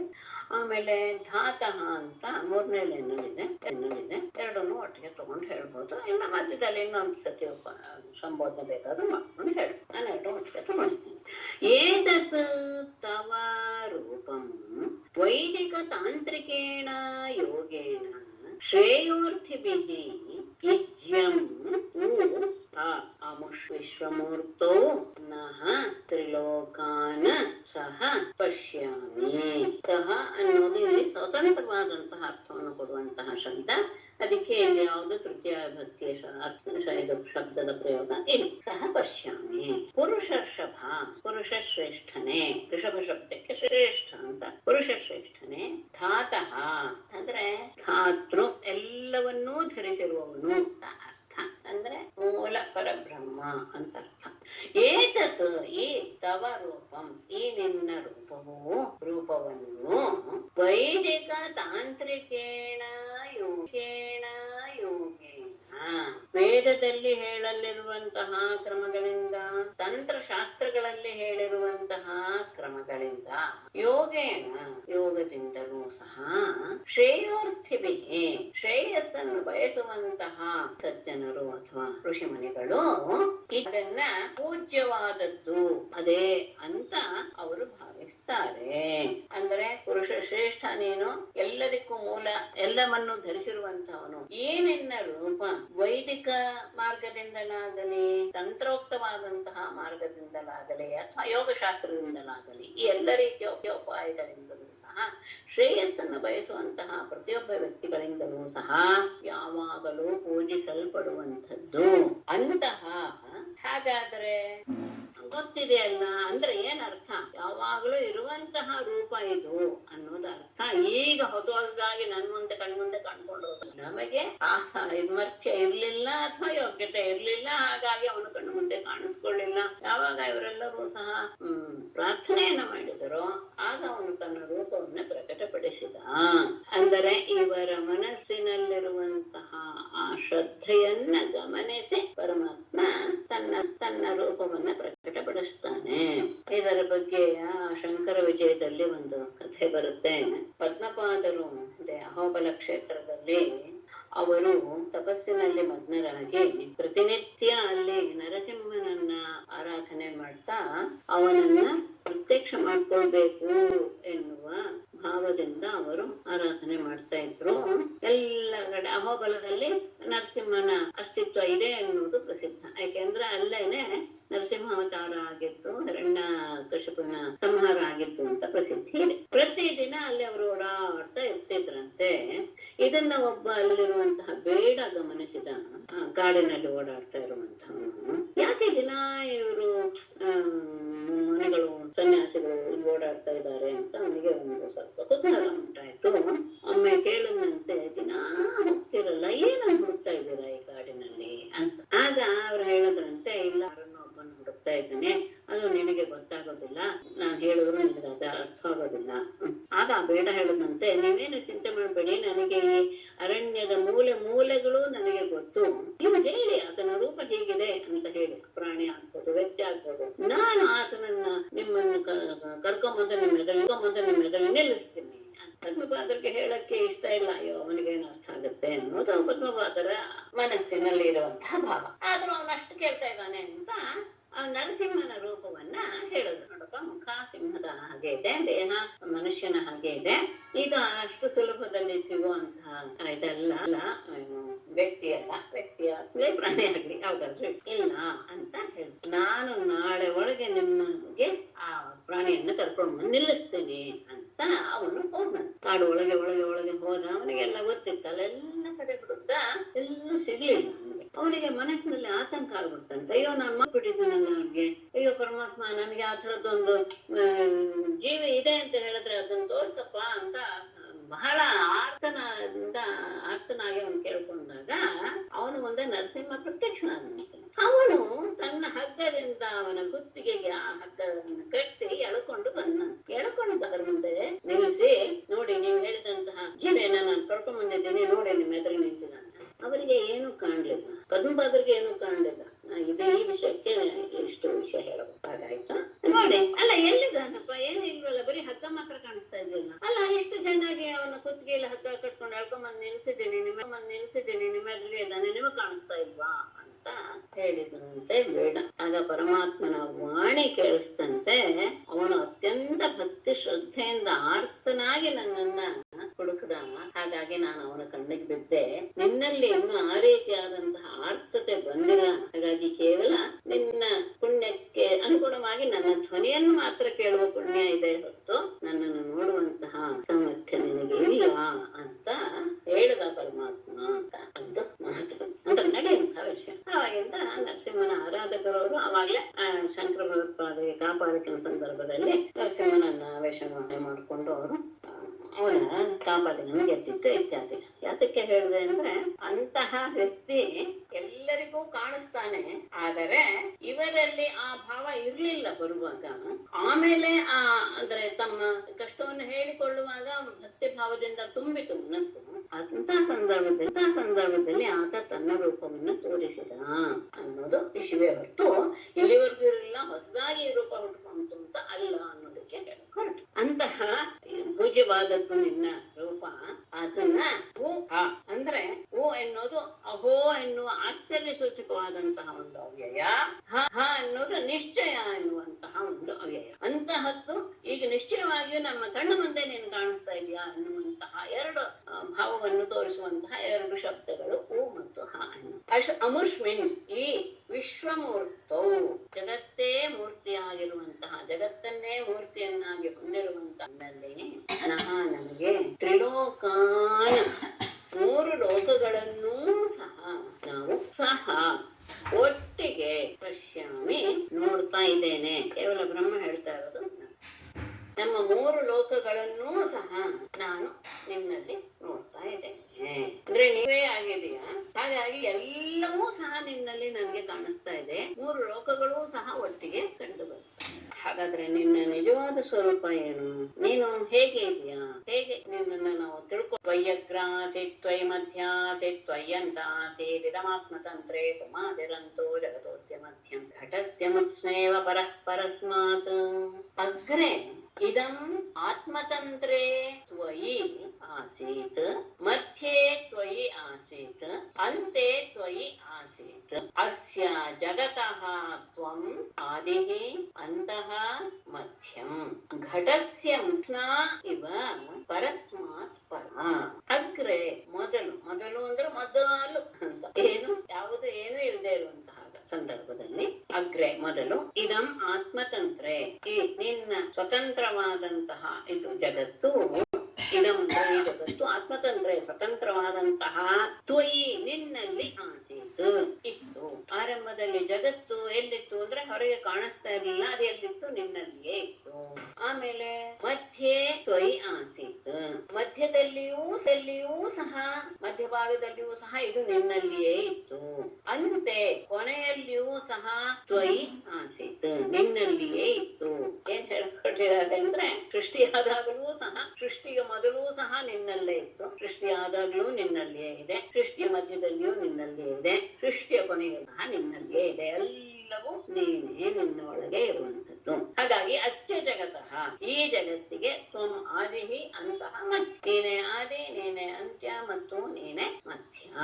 ಹೇಗೆ ಅನ್ನೋದಕ್ಕೆ ಅದ್ಭುತವಾದಂತಹ ದೃಷ್ಟಾಂತ ಕೊಡ್ತಾ ಇದ್ದಾರೆ. ಘಟಸ್ಯ ಮುತ್ಸ್ನಾ ಇವ, ಒಂದು ಮಡಕೆಯನ್ನು ತೆಗೆದುಕೊಂಡ್ರೆ ಅದರ ಹೊರಗೆ ಏನಿದೆ, ಮಣ್ಣಿದೆ, ಅದರ ಒಳಗೆ ಏನಿದೆ, ಮಣ್ಣಿದೆ, ಮಧ್ಯಭಾಗದಲ್ಲಿ ಏನಿದೆ, ಮಣ್ಣಿದೆ. ಹಾಗೆ ಹೇಗೆ ಘಟದಲ್ಲಿ ಎಲ್ಲ ಕಡೆಯೂ ಮಣ್ಣೇ ತುಂಬಿಕೊಂಡಿದೆ, ಹಾಗೆ ನೀನು ಜಗತ್ತಿನ ಆದಿ ಅಂತ್ಯ ಮಧ್ಯ ಎಲ್ಲವೂ ಆಗಿದೆಯಾ. ಅಷ್ಟೇ ಅಲ್ಲ, ಪರಸ್ಮಾತ್ ಅಂದ್ರೆ ಪರ ಅನ್ನೋದು ಪ್ರಧಾನ, ಪ್ರಕೃತಿಗೆ ಹೇಳ್ತಾರೆ. ಆ ಪ್ರಕೃತಿಗಿಂತಲೂ ಸಹ ಇದೆಲ್ಲವೂ ಸಹ ಜಗತ್ತು ಅಂದ್ರೆ ಪ್ರಕೃತಿಗೆ ಸಂಬಂಧಪಟ್ಟಿದ್ದು. ಈ ಜಗತ್ತನ್ನು ಬಿಟ್ಟು ಬೇರೆಯಾಗಿಯೂ ಸಹ ನೀನು ಅದೆಯಾ.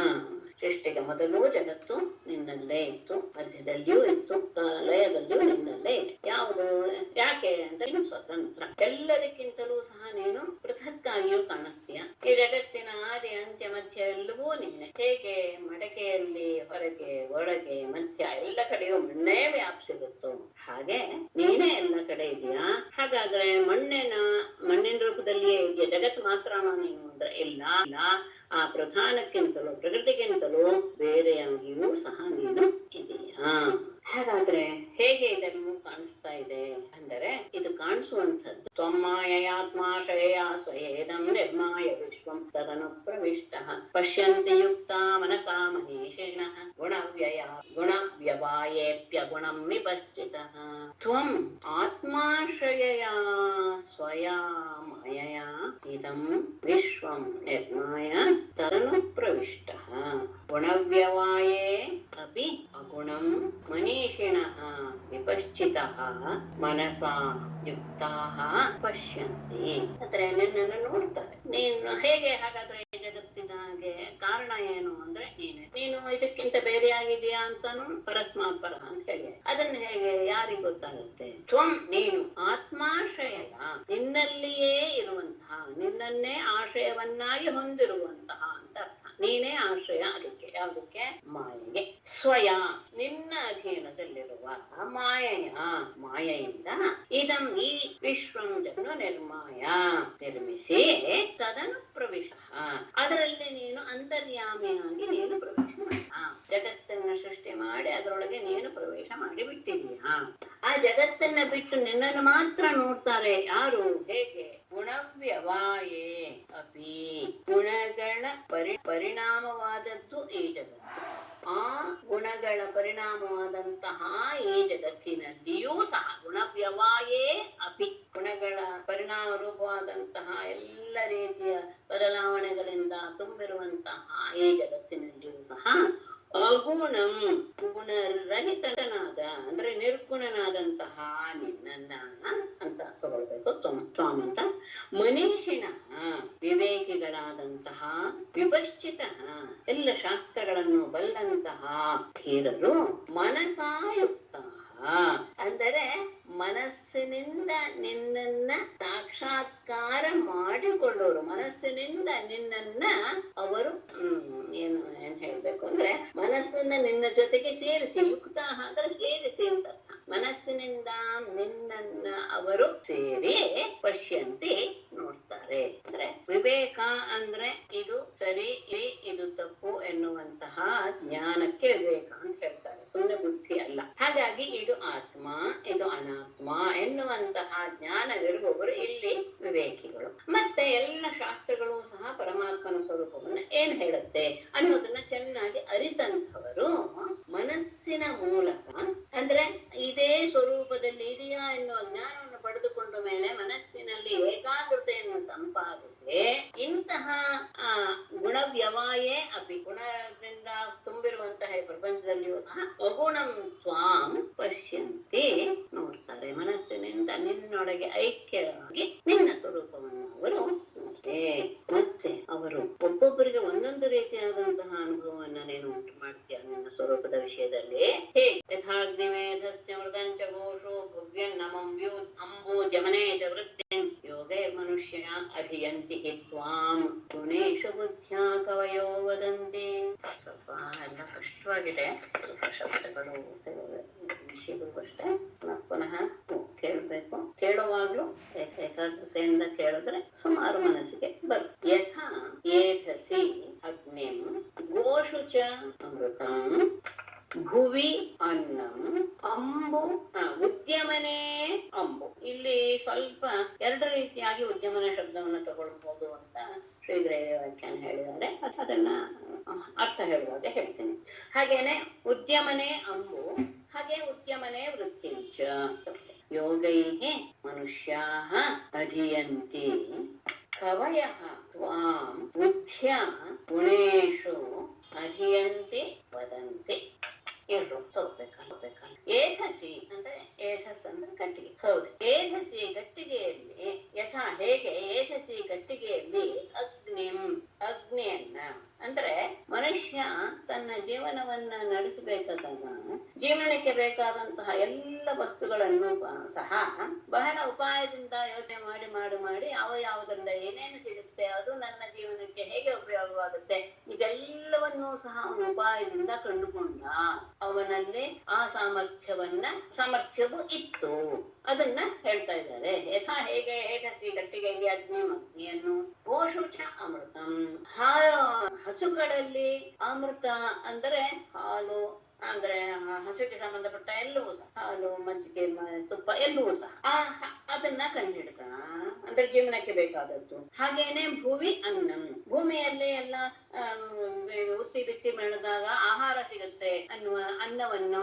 ಹಾಗೇನೆ ಉದ್ಯಮನೆ ಅಂಬು, ಕೇವಲ ಅಂಬು ಅಂತಲೂ ತಗೊಳ್ತಾರೆ. ಉದ್ಯಮನೆ ಅಂಬು ಎನ್ನುವುದು ಹೆಚ್ಚು ಉಚಿತ ಅಂತ ನನಗನ್ನಿಸ್ತು. ಇವರು ಅಂಬು ನೀರನ್ನು ಸಹ ಪಡ್ಕೊಂಡ ಅಂತ ಅಷ್ಟೇ ಹೇಳಿದ್ದಾರೆ ಒಂದು ಅರ್ಥದಲ್ಲಿ. ಇನ್ನೊಂದು ಅರ್ಥದಲ್ಲಿ ಉದ್ಯಮನೆ ಅಂಬು ಅಂತ ತಗೊಂಡಿದ್ದಾರೆ. ಉದ್ಯಮನ ಅಂದ್ರೆ ಪ್ರಯತ್ನ, ಅಂದ್ರೆ ಬಾವಿಯಲ್ಲಿರುವಂತಹ ನೀರನ್ನ ಇದು ಗಟ್ಟಿ ಯಂತ್ರ ಎಲ್ಲ ಇದೆಯಲ್ಲ ರಾಟೆ ಇತ್ಯಾದಿಗಳ ಮೂಲಕ ಆ ನೀರನ್ನ ಪಡೆದ. ಕೆಳಗೆ ಇರುವಂತಹ ನೀರನ್ನ ಯಾವುದೋ ಒಂದು ರೀತಿಯಲ್ಲಿ ಮೇಲೆ ಹೇಳ್ಕೋಬೇಕು. ಅದನ್ನ ಅವನು ತನ್ನ ಬುದ್ಧಿಶಕ್ತಿಯಿಂದ ಪಡೆದುಕೊಂಡ. ಅಷ್ಟೇ ಎಲ್ಲ ಉದ್ಯಮನೆ ತನ್ನ ಪ್ರಯತ್ನಗಳಿಂದಲೇ ವೃತ್ತಿಯನ್ನು ಸಹ ಅಂದ್ರೆ ಇತ್ಯಾದಿ ವೃತ್ತಿಗಳನ್ನು ಸಹ ಹೇಗೆ ಯೋಗೈಹಿ ಈ ರೀತಿಯಾದಂತಹ ಉಪಾಯಗಳಿಂದ ಮನುಷ್ಯ ಅಧಿಯಂತಿ ಮನುಷ್ಯರು ಪಡೆದುಕೊಳ್ಳುವರು. ಸಾಮಾನ್ಯ ಮನುಷ್ಯರು ಸಹ ತಮ್ಮ ಬುದ್ಧಿಶಕ್ತಿಯನ್ನು ಉಪಯೋಗಿಸಿ ತಮ್ಮ ಜೀವನಕ್ಕೆ ಬೇಕಾದಂತಹ ಎಲ್ಲ ಸೌಕರ್ಯವನ್ನು ಸಹ ತಮ್ಮ ತಮ್ಮ ಪ್ರಯತ್ನದಿಂದ ಹೇಗೆ ಪಡೆದುಕೊಳ್ತಾರೋ ಹಾಗೆ ತ್ವಾಂ ನಿನ್ನನ್ನು ಕವಯ ಪಂಡಿತರು ವಿದ್ವಾಂಸರು ಬುದ್ಧಿಯಿಂದ ಗಮನಿಸಿ ಗುಣೇಶು ಗುಣಗಳಲ್ಲಿಯೇ ಅದನ್ನ ಅಧಿಯಂತಿ ಪಡಿತಾರೆ. ಅಷ್ಟೇ ಅಲ್ಲ ವದಂತಿ ಹಾಗೆ ಪಡೆದುಕೊಳ್ಳುವಂತಹ ವಿಷಯವನ್ನು ಸಹ ಎಲ್ಲರಿಗೂ ಸಹ ಅದನ್ನ ಪ್ರಕಟಿಸ್ತಾರೆ. ಬುದ್ಧಿಯ ಮೂಲಕವೇ ಗುಣಗಳಲ್ಲಿಯೇ ನಿನ್ನನ್ನ ಅವರು ಹೊಂದುತ್ತಾರೆ. ಯದ್ಯಪಿ ನೀನು ನಿರ್ಗುಣ. ಅದಕ್ಕೆ ಮೇಲೆ ವಾಕ್ಯ ಹೇಳಿದ್ರು ಗುಣ ವ್ಯವ್ಯಾಯೇ ಅಪಿ ಅಗುಣಂ ಪಶ್ಯಂತಿ ಅಂತ. ಹೇಗೆ ಗುಣದಲ್ಲಿ ನೋಡ್ತಾರೆ ಅಂದ್ರೆ ಹೇಗೆ ಏಜಸ್ಸಿನಲ್ಲಿ ಅಗ್ನಿ ಇದೆ ಅಂತ ಹೇಗೆ ಗೊತ್ತಾಗುತ್ತೆ? ಗೊತ್ತಾಗೋದಿಲ್ಲ ತಾನೆ. ಅದಕ್ಕೆ ಏನು ಉಪಾಯ ಮಾಡಿಕೊಂಡು ಹಿಡಿದುಕೊಂಡಿರ್ತಾನೆ.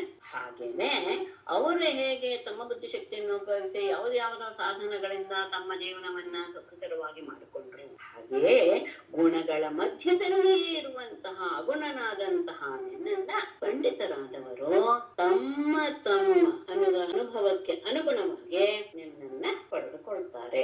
ಅಂದ್ರೆ ಯಾರ್ಯಾರಿಗೆ ಯಾವ ಯೋಗ ಏನು ಅದು ಶಬ್ದವನ್ನು ಮೊದಲು ತಗೊಳ್ಳಿ.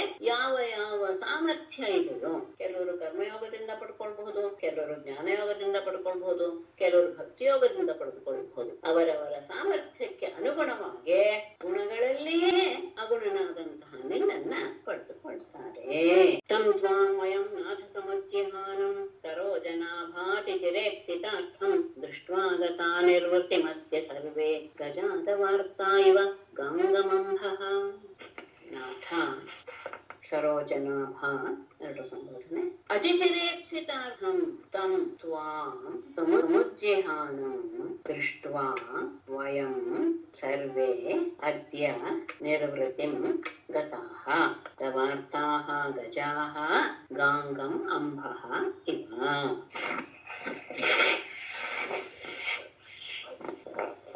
ನಾಥ ಒಡೆಯನೆ, ಸಜ್ಜನಾಭ ಪದ್ಮನಾಭನೇ ಎರಡು ಸಹ ಅವನೇ. ಅಂದ್ರೆ ತನ್ನ ಉತ್ಪತ್ತಿಗೂ ಸಹ ಅವನು ಕಾರಣ ಎನ್ನುವುದನ್ನು ಸಹ ಪ್ರಕಟಪಡಿಸ್ತಾ ಇದ್ದಾನೆ. ಅತಿಚಿರೇಪ್ಸಿತಾರ್ಥಂ ಬಹಳ ಕಾಲದಿಂದ ಬಯಕೆಯನ್ನು ಹೊಂದಿರುವಂತಹ ಅಂದ್ರೆ ನಿನ್ನನ್ನು ನೋಡಬೇಕು ಎನ್ನುವ ಆಸೆ ನಮ್ಮಲ್ಲಿ ಬಹಳ ಕಾಲದಿಂದ ಇದೆ. ಅಂತಹ ನಿನ್ನನ್ನ ಅಂತಹ ನಿನ್ನನ್ನ ಸಮುಜ್ಜಿಹಾನಂ. ಈಗ ನೀನು ಸಂ ಅನ್ನೋದು ಒಂದಿದೆ, ಉದು ಅನ್ನೋದು ಒಂದಿದೆ, ಎರಡು ಉಪಸರ್ಗ ಇದೆ. ಸ್ಪಷ್ಟ ರೀತಿಯಲ್ಲಿ ನೀನು ನಮಗೆ ಪ್ರಕಟವಾಗ್ತಾ ಇದೆಯಾ, ಪ್ರತ್ಯಕ್ಷ ರೂಪದಲ್ಲಿ ತೋರ್ತಾ ಇದೆಯಾ. ಅಂತಹ ನಿನ್ನನ್ನ ದೃಷ್ಟ ನೋಡಿ ವಯಂ ಸರ್ವೇ ನಾವೆಲ್ಲರೂ ಸಹ ಅದ್ಯ ಇಂದು ನಿರ್ವೃತಿಂ ಆನಂದವನ್ನ ಗತಾಹ ಹೊಂದಿದೆವು. ಹೇಗೆ ಅನ್ನೋದಕ್ಕೆ ನಾವು ಚಿರೇಪ್ಸಿತಾರ್ಥಂ ಎನ್ನುವಂತದ್ದನ್ನ ಇಟ್ಕೊಂಡು ಮುಂದಿನ ಅನ್ವಯ ಮಾಡ್ಕೊಳ್ಳಿ. ದವಾರ್ತಾಹ ಗಜಾಹ. ದಾವ ಎರಡು ಒಂದೇ ಅರ್ಥ. ಕಾಡ್ಗಿಚ್ಚಿಗೆ ದವ ಮತ್ತು ದಾವ ಎರಡು ಶಬ್ದವನ್ನು ಬಳಸ್ತಾರೆ. ಕಾಡ್ಗಿಚ್ಚಿಗೆ ಸಿಕ್ಕಿಕೊಂಡು ನಲಗಿ ಹೋದಂತಹ ಗಜಾಹ ಆನೆಗಳು ಗಾಂಗಂ ಅಂಬಃ ಇವ. ಹೇಗೆ ಗಂಗಾ ನದಿಯನ್ನ ಪ್ರವೇಶ ಮಾಡಿ ಗಂಗಾ ನದಿಯ ನೀರನ್ನು ಪ್ರವೇಶ ಮಾಡಿದ ತಕ್ಷಣ ಅವುಗಳಿಗೆ ಎಷ್ಟು ಆನಂದವಾಗುತ್ತೋ. ಗಂಗೆಯನ್ನೇ ಹೇಗೆ ತಗೊಂಡಿದ್ದಾರೆ ಅಂದ್ರೆ ಗಂಗಾ ನದಿಯ ನೀರು ಅತ್ಯಂತ ತಂಪು. ಗಂಗೆ ಅಷ್ಟು ಶೈತ್ಯ ಯಾವ ನದಿಗೂ ಇಲ್ಲ. ಹಾಗಾಗಿ ಅಂತಹ ನದಿಯ ನೀರನ್ನ ಪ್ರವೇಶಿಸಿದಾಗ ಅವುಗಳು ಎಷ್ಟು ಪಡುತ್ತೋ ಹಾಗೆ ಬಹಳ ಕಾಲದಿಂದ ನಿನ್ನನ್ನು ನೋಡಬೇಕು ಎನ್ನುವಂತಹ ಕಾತರತೆಯನ್ನ ನಾವು ಹೊಂದಿದ್ದೇವೆ. ಅಂತಹ ನಮ್ಮ ಮುಂದೆ ನೀನು ಪ್ರಕಟವಾಗಿದೆಯಾ, ನಿನ್ನನ್ನು ನೋಡಿ ನಮಗೆ ಇಂದು ಬಹಳ ಆನಂದವಾಗಿದೆ. ಹಾಗಾಗಿ ಆಯ್ತು ನಿಮ್ಮನ್ನು ನೋಡಿ ಅಂದ್ರೆ ನಾನು ಪ್ರತ್ಯಕ್ಷನಾದೆ, ಏನ್ ಮಾಡ್ಬೇಕು ನಾನು ಅಂತ ನೀನೇನಾದ್ರೂ ಕೇಳಿದ್ರೆ ನಾವೇನು ಹೇಳೋ ಹಾಗಿಲ್ಲ. ಎಲ್ಲ ಕಡೆ ನೀನೇ ಸಾಕ್ಷಿ ರೂಪದಲ್ಲಿದ್ಯಾ, ನಿನಗೆ ಗೊತ್ತಿಲ್ಲದೆ ಇರುವುದು ಯಾವುದೂ ಇಲ್ಲ. ಸತ್ವಂ ವಿಧತ್ ಸ್ವಾಖಿಲ ಲೋಕಪಾಲಾಹ ವಯಂ ಯಥಾಸ್ಥಾಸ್ತವ ಪಾದ ಮೂಲಂ ಸಮಾಗತಾಸ್ತೆ ಬಹಿರಂಗ ಅಂತರಾತ್ಮನ್ ಕಿಂ ವಾ ಅನ್ಯವಿಜ್ಞಾಪ್ಯಂ ಅಶೇಷ ಸಾಕ್ಷಿಣಃ ಸಹ ತ್ವಂ ಅಖಿಲ ಲೋಕಪಾಲಾಃ ವಯಂ ಯದರ್ಥಾಃ ತವ ಪಾದಮೂಲಂ ಸಮಾಗತಾಃ ತತ್ ಅಂತ ತಗೊಂಡೆ ವಿಧತ್ಸ್ವ. ಅದು ನಾವ್ ಯಾಕೆ ಬಂದಿದೀವೋ ಅದು ನೀವು ಮಾಡು ಅಂದ್ರೆ ಅದ್ ಹೇಗ್ ನಂಗೆ ಗೊತ್ತಾಯ್ತು ಅಂದ್ರೆ ಅಂತರಾತ್ಮನ್ ಅಶೇಷ ಅಂತರಾತ್ಮನ್ ಸಂಬೋಧನೆ ಅಂತರಾತ್ಮನ್ ಅಶೇಷ ಸಾಕ್ಷಿಣಃ ತೇ ಬಹಿಹಿ ಬಹಿರಂತರಾತ್ಮ ಅಂತ ಬೇಡ ಅಂತರಾತ್ಮ ಸಾಕ್ಷಿ ಬಹಿಹಿ ಕಿಂ ವಾ ಅನ್ಯ ವಿಜ್ಞಾಪ್ಯಂ ಅಥವಾ ಕಿಂ ಅನ್ಯ ವಿಜ್ಞಾಪ್ಯಂ ಅನ್ಯ ವಿಜ್ಞಾಪ್ಯಂ ಕಿಂ ವಾ ಹಾಕ್ಬೇಕಾದ್ರೆ ತಗೊಳ್ಳಿ ಇಲ್ಲ ಕಿಂ ವಾ ಅನ್ಯ ವಿಜ್ಞಾಪ್ಯಂ ಹಾಕ್ಬಾರ್ದು ಎಲ್ಲ ಅರ್ಥ ಬದಲಾವಣೆ ಆಗುತ್ತೆ. ಸತ್ವಂ ಅಂದ್ರೆ ಇಷ್ಟೆಲ್ಲ ಮಹಿಮೆ ಇನ್ನು ಹೊಂದಿರುವಂತಹ ನೀನು ಅಖಿಲ ಲೋಕಪಾಲ ಎಲ್ಲ ಲೋಕಪಾಲಕರು ಜೊತೆಗೆ ವಯಂ ನಾವು ಯದರ್ಥಾಹ ಯಾವ ಉದ್ದೇಶದಿಂದ ತವ ಪಾದ ಮೂಲಂ ಸಮಾಗತಾಹ ನಿನ್ನ ಪಾದ ಕಮಲಗಳನ್ನ ಆಶ್ರಯಿಸಿದ್ದೇವೆಯೋ ಅದನ್ನ ವಿಧತ್ಸ್ವ ಅದನ್ನ ನೆರವೇರಿಸು. ಎಲ್ಲ ಲೋಕಪಾಲಕರ ಜೊತೆಗೆ ನಾವೆಲ್ಲರೂ ಬಂದು ನಿನ್ನ ಪಾದವನ್ನ ಆಶ್ರಯಿಸಿದ್ದೇವೆ. ಯಾವ ಉದ್ದೇಶದಿಂದ ನಾವು ಬಂದಿದ್ದೇವೋ ಅದನ್ನ ನೀನು ಪರಿಪೂರ್ಣ ಮಾಡು. ಅದ್ ಹೇಗೆ ನನಗೆ ಗೊತ್ತಾಗುತ್ತೆ ಅನ್ನೋದಕ್ಕೆ ಸಂಬೋಧನೆಯ ಸಾಕ್ಷಿ ಅಂತರಾತ್ಮನ್. ನೀನು ಎಲ್ಲರ ಆತ್ಮ ಸ್ವರೂಪನಾಗಿದೀಯಾ ಅಷ್ಟೇ ಅಲ್ಲ ಶೇಷ ಸಾಕ್ಷಿಣ ಎಲ್ಲವನ್ನೂ ಸಹ ನೀನು ಸಾಕ್ಷಿ ರೂಪದಲ್ಲಿ ನೋಡ್ತಾನೇ ಇದೀಯ.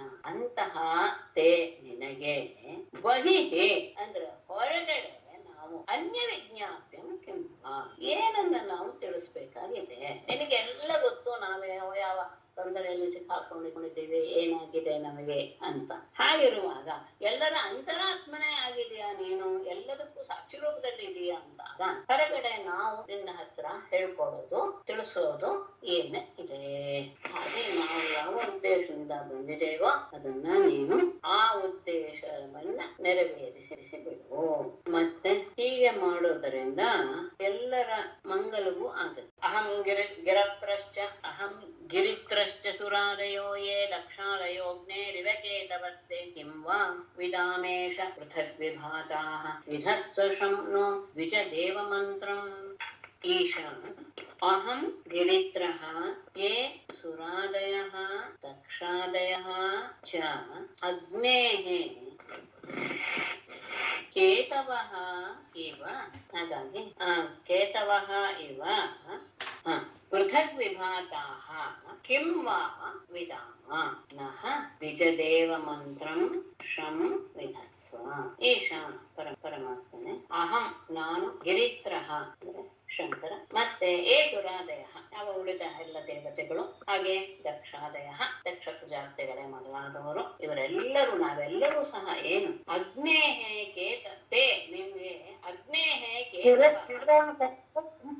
ಮೇಡಮ್ ನಮ್ದು ಗಿರತ್ರ ಅಂತ ಇದೆ. ಇಲ್ಲ ಗಿರಿತ್ರ ಗಿರಿಯನ್ನ ರಕ್ಷಣೆ ಮಾಡುವನು ಅಂತ ಶಂಕರ ಪರಮ ಶಿವ ಇವರೆಲ್ಲರೂ ಸಹ ಅಗ್ನೇಹೇ ಕೇತವಃ ಇವ ತೇ ಅಥವಾ ತೇ ಹಾಗೆ ಹೇಗೆ ಅಗ್ನಿಯಿಂದ ಹೊರಬರುವಂತಹ ಕಿಡಿಗಳು ಹೇಗೆ ಅಗ್ನಿಗೆ ಸಂಬಂಧಪಟ್ಟಿದೆಯೋ ಹಾಗೆ ನಾವೆಲ್ಲರೂ ಸಹ ನಿನ್ನ ಅಂಶವೇ.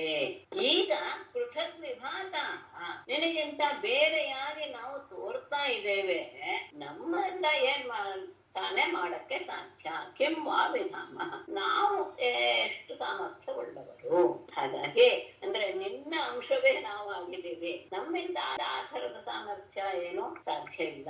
ಹಾಗಾಗಿ ನಮಗೆ ದ್ವಿಜ ದೇವ ಮಂತ್ರಂ ಬ್ರಾಹ್ಮಣರಿಗೂ ದೇವತೆಗಳಿಗೂ ಸಹ ಒಳ್ಳೆಯದು ಯಾವುದಿದೆಯೋ ಅಂತಹ ಉಪಾಯವನ್ನ ಮತ್ತು ಶಂ ನಮ್ಮೆಲ್ಲರಿಗೂ ಮಂಗಲವನ್ನ ವಿಧತ್ವ ಉಂಟು ಮಾಡು.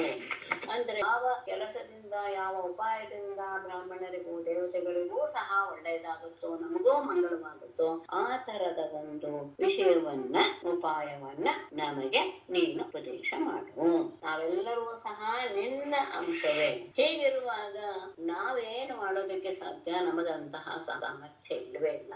ಹಾಗಾಗಿ ಮತ್ತೆ ನೀನು ಮಾಡುವಂತಹ ಕೆಲಸದಿಂದ ಬ್ರಾಹ್ಮಣರಿಗೂ ದೇವತೆಗಳಿಗೂ ಎಲ್ಲರಿಗೂ ಸಹ ಮಂಗಲವಾಗಬೇಕು, ನಮಗೂ ಸಹ ಮಂಗಲವಾಗಬೇಕು. ಹೀಗಾಗಿ ಈ ರೀತಿಯಾದಂತಹ ಒಂದು ಒಳ್ಳೆಯ ಉಪಾಯವನ್ನ ನಮಗೆ ಉಪದೇಶ ಮಾಡು. ನನಗೆ ಬ್ರಹ್ಮ ಪರಮಾತ್ಮನನ್ನ ಕೇಳಿಕೊಂಡ. ಆಮೇಲೆ ಶುಕರು ಹೇಳಿ ಶ್ರೀಶುಕವಾಚ ಏವಂ ವಿರಿಂಚಾರಿವಿರೀಡಿತಸ್ತತ್ ವಿಜ್ಞಾಯ ತೇಷಾಂ ಹೃದಯಂ ತಥೈವ ಜಗಾದ ಜೀಮೂತಗಭೀರಯ ಗಿರಾ ಬದ್ಧಾಂಜಲೇನ ಸಂವೃತ ಸರ್ವಕಾರಕಾನ್. ಏವಂ ವಿರಿಂಚಾದಿಭಿಃ ಈಡಿತಃ ತೇಷಾಂ ಹೃದಯಂ ತಥೈವ ತತ್ ವಿಜ್ಞಾಯ ಜೀಮೂತಗಭೀರಯ ಗಿರಾ ಬದ್ಧಾಂಜಲೇನ ಸಂವೃತ ಸರ್ವಕಾರಕಾನ ಜಗಾದ. ಏವಂ ಈ ರೀತಿಯಾಗಿ ವಿರಿಂಚಾದಿಭಿಃ ಬ್ರಹ್ಮ ಮೊದಲಾದವರಿಂದ ಈಡಿತಃ ಸ್ತುತಿಸಲ್ಪಟ್ಟಂತಹ ತಥೈವ ತೇಷಾಂ ಹೃದಯಂ ತಥೈವ ತತ್ ವಿಜ್ಞಾಯ ಅವರ ಮನಸ್ಸಿನಲ್ಲಿರುವಂತಹ ಭಾವ ಏನು ಎನ್ನುವುದನ್ನು ಸಹ ಅರಿತು ಜೀಮೋದ ಗಂಭೀರಯ ಗಿರಾ ಮೇಘದಂತೆ ಅತ್ಯಂತ ಗಂಭೀರವಾದಂತಹ ಗಿರಾ ಮಾತಿನಿಂದ ಬದ್ಧಾಂಜಲೇನ್ ಸಂವೃತಕಾರಕಾನ್ ಬದ್ಧಾಂಜಲ ಇರಲಿ ತೊಂದರೆ ಕೈ ಮುಗಿದುಕೊಂಡು ನಿಂತಿರುವ ಸಂವೃತ ಸರ್ವಕಾರಕಾನ್ ಎಲ್ಲ ಇಂದ್ರಿಯಗಳನ್ನು ಸಹ ಪರಮಾತ್ಮನಲ್ಲಿಯೇ ನೆಲೆಗೊಳಿಸಿದಂತಹ ಅವರನ್ನ ಕುರಿತು ಜಗಾದ.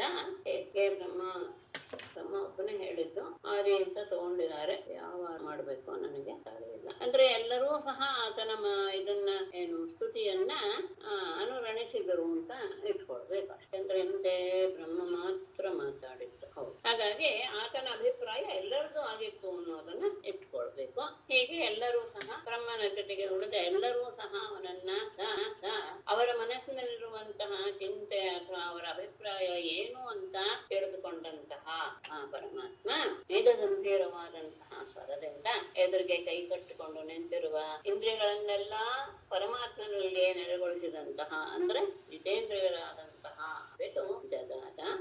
ಅಷ್ಟೇ ಅಲ್ಲ, ಇಲ್ಲಿ ಒಂದು ಮಾತು ಹೇಳ್ತಾರೆ ಶುಕರು. ಆತ ಒಂದು ತನ್ನ ಸಂಕಲ್ಪದಿಂದಲೇ ಎಲ್ಲವನ್ನೂ ಮಾಡಬಹುದಾಗಿದ್ದರೂ ತನ್ನ ಲೀಲೆಯನ್ನ ಜಗತ್ತಿಗೆ ತೋರ್ಪಡಿಸಬೇಕು, ಎಲ್ಲರಿಗೂ ಸಹ ಎಲ್ಲ ಪರಮಾತ್ಮನ ಶಕ್ತಿಯ ಅನುಭವ ಅಥವಾ ಅರಿವು ಆಗಬೇಕು ಎನ್ನುವ ಉದ್ದೇಶದಿಂದ ಮುಂದೆ ಹೇಳುವ ಮಾತನ್ನ ಆಡ್ತಾನೆ ಅಂತ ಹೇಳಿ. ಏಕ ಏವೇಶ್ವರಸ್ತಸ್ಮಿನ್ ಸುರಕಾರ್ಯೇ ಸುರೇಶ್ವರಃ ವಿಹರ್ತು ಕಾಮಸ್ಥಾನಾಃ ಸಮುದ್ರೋನ್ಮಥನಾದಿಭಿಃ ತಸ್ಮಿನ್ ಸುರಕಾರ್ಯೇ ಏಕಃ ಏವ ಸುರೇಶ್ವರಃ ಈಶ್ವರಃ ಸಮುದ್ರೋನ್ಮಥನಾದಿಭಿಃ ವಿಹರ್ತು ಕಾಮಃ ತಾನ್ ತಸ್ಮಿನ್ ಸುರಕಾರ್ಯೇ ಅವರ ಆ ರೀತಿಯ ದೇವತೆಗಳ ಕೆಲಸದಲ್ಲಿ ಅಂದ್ರೆ ಅವರಿಗೆಲ್ಲರೂ ಸಹ ಮರಣ ಹೊಂದ್ತಾ ಇದ್ದಾರೆ. ದೈತ್ಯರಿಂದ ಎಲ್ಲರೂ ಸಹ ಅವಮಾನಗೊಂಡು ತಮ್ಮ ಸ್ಥಾನವನ್ನು ಕಳೆದುಕೊಂಡಿದ್ದಾರೆ. ಇಂತಹ ಕಾರ್ಯದಲ್ಲಿ ಸುರೇಶ್ವರ ಎಲ್ಲ ದೇವತೆಗಳಿಗೂ ಒಡೆಯನಾದ ಅಷ್ಟೇ ಏಕಏವ ಒಬ್ಬನೇ ಈಶ್ವರ ಒಳ್ಳೆದನ್ನು ಸುರೇಶ್ವರ ಮತ್ತೊಬ್ಬಳೆ ತಸ್ಮಿನ್ ಸುರಕಾರ್ಯೇ ಸುರೇಶ್ವರ ಏಕಏವ ಈಶ್ವರ ತಗೊಂಡ್ರೆ ಸಿಗ್ತದ ಒತ್ತು ಸಿಗುತ್ತೆ. ಒಬ್ಬನೇ ಇದೆಲ್ಲದಕ್ಕೂ ಸಹ ಸಮರ್ಥನಾಗಿದ್ದರೂ ಸಹ ಎಲ್ಲ ದೇವತೆಗಳಿಗೂ ಒಡೆಯನಾದವನು. ಆ ದೇವತೆಗಳಿಗೆ ಆಗಬೇಕಾದಂತಹ ಕೆಲಸದಲ್ಲಿ ಇವನೊಬ್ಬನೇ ತಾನು ಎಲ್ಲವನ್ನೂ ಮಾಡುವಷ್ಟು ಸಾಮರ್ಥ್ಯ ಇದ್ದರೂ ಸಹ ಸಮುದ್ರೋನ್ಮಥನಾದಿಭಿಃ ಸಮುದ್ರದ ತಡೆಯುವಿಕೆ ಮೊದಲಾದಂತಹ ಅಲ್ಲಿ ಆಗುವಂತಹ ಅನೇಕ ಪ್ರಕರಣಗಳು ಮುಂದಾಗುತ್ತೆ. ಆ ರೀತಿಯಾದಂತಹ ಎಲ್ಲ ಕಾರ್ಯಗಳಿಂದ ವಿಹರ್ತು ಕಾಮಃ ಅದರಲ್ಲಿ ತನ್ನನ್ನು ತಾನು ತೋರಿಸಿಕೊಳ್ಳಲು ಬಯಸಿದವನಾಗಿ ಅದೆಲ್ಲವನ್ನೂ ಸಹ ಎಲ್ಲರಿಗೂ ಸಹ ತಿಳಿಯಪಡಿಸಲು ತಾನ್ ಅವರೆಲ್ಲರನ್ನು ಕುರಿತು ಮುಂದಿನ ಮಾತನ್ನ ಆಡೋದಕ್ಕೆ ಶುರು ಮಾಡ್ತಾ. ಎಲ್ಲ ದೇವತೆಗಳಿಗೂ ಒಡೆಯ ಅಂತ ಎಲ್ಲ ಜಗತ್ತಿಗೆ ಅವನು ಒಬ್ಬನೇ ಒಡೆಯ ಅಂತವನು ಈ ಸುರ ಕಾರ್ಯದಲ್ಲಿ ಒಬ್ಬನೇ ಒಬ್ಬ ಸಮರ್ಥನಾಗಿದ್ದಾನೆ. ಅವನೇ ಸಾಕು ಎಲ್ಲವನ್ನು ಮಾಡಬಾರದು. ಸಮುದ್ರ ಮಂಥನ ಮೊದಲಾದಂತಹ ಅನೇಕ ರೀತಿಯ ಲೀಲೆಗಳನ್ನ ತೋರಿಸಿ ಅದರಲ್ಲಿ ತಾನೂ ಸಹ ಆನಂದ ಪಡಬೇಕು. ವಿಹರ್ತ ಕಾಮ ಅದರಲ್ಲಿ ತನ್ನನ್ನೂ ಸಹ ಆನಂದ ಭಾಗವಾಗೋದಕ್ಕೆ ಬಯಸಿ ಅವರೆಲ್ಲರನ್ನು ಕುರಿತು ಹೀಗೆ ಹೇಳ್ತಾನೆ. ಶ್ರೀ ಭಗವಾನುವಾಚ ಹಂತ ಬ್ರಹ್ಮನ್ನಹೋ ಶಂಭೋ ಹೇ ದೇವಾಮಾಭಾಷಿತಂ ಶೃಣುತಾವಹಿತಾ ಸರ್ವೇ ಶ್ರೇಯೋ ವಸ್ಯಾದ್ಯಥಾಸುರಾಃ. ಹಂತ ಅದು ಸಂಬೋಧನೆಯ ಒಂದು ಪದ ಅಷ್ಟೇ, ಅಲ್ಲಿಂದ ಬೇರೆ ಅಲ್ಲ. ಬ್ರಹ್ಮನ್ನ ಅಹೋ ಶಂಭೋ ಹೇ ದೇವಾಹ ಸುರಾಹ ಕೊನೆಯಲ್ಲಿರುವಂತಹ ಸುರಾಹ ಅದನ್ನು ಸಹ ಸಂಬೋಧನೆ ತಗೊಳ್ಳಿ.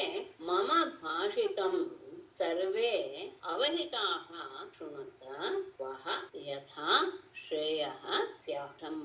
ಬ್ರಹ್ಮನೆ ಶಂಭೋ ಶಂಕರನೇ, ದೇವಾಹ ದೇವತೆಗಳೇ, ಸುರಾಹ ಅಂದ್ರೆ ಅಂದ್ರೆ ದೇವತೆಗಳಿಗಿಂತಲೂ ಮುಂದಿನವರು ಅಂತ ಇಟ್ಕೊಳ್ಳೋಣ. ದೇವತೆಗಳೇ ಮಮ ಭಾಷಿತಂ, ನಾನು ಹೇಳುವ ವಿಷಯವನ್ನ ಸರ್ವೇ ನೀವೆಲ್ಲರೂ ಸಹ ಅವಹಿತಾಹ ಏಕಾಗ್ರ ಚಿತ್ತದಿಂದ ಶೃಣುತ ಕೇಳಿರಿ.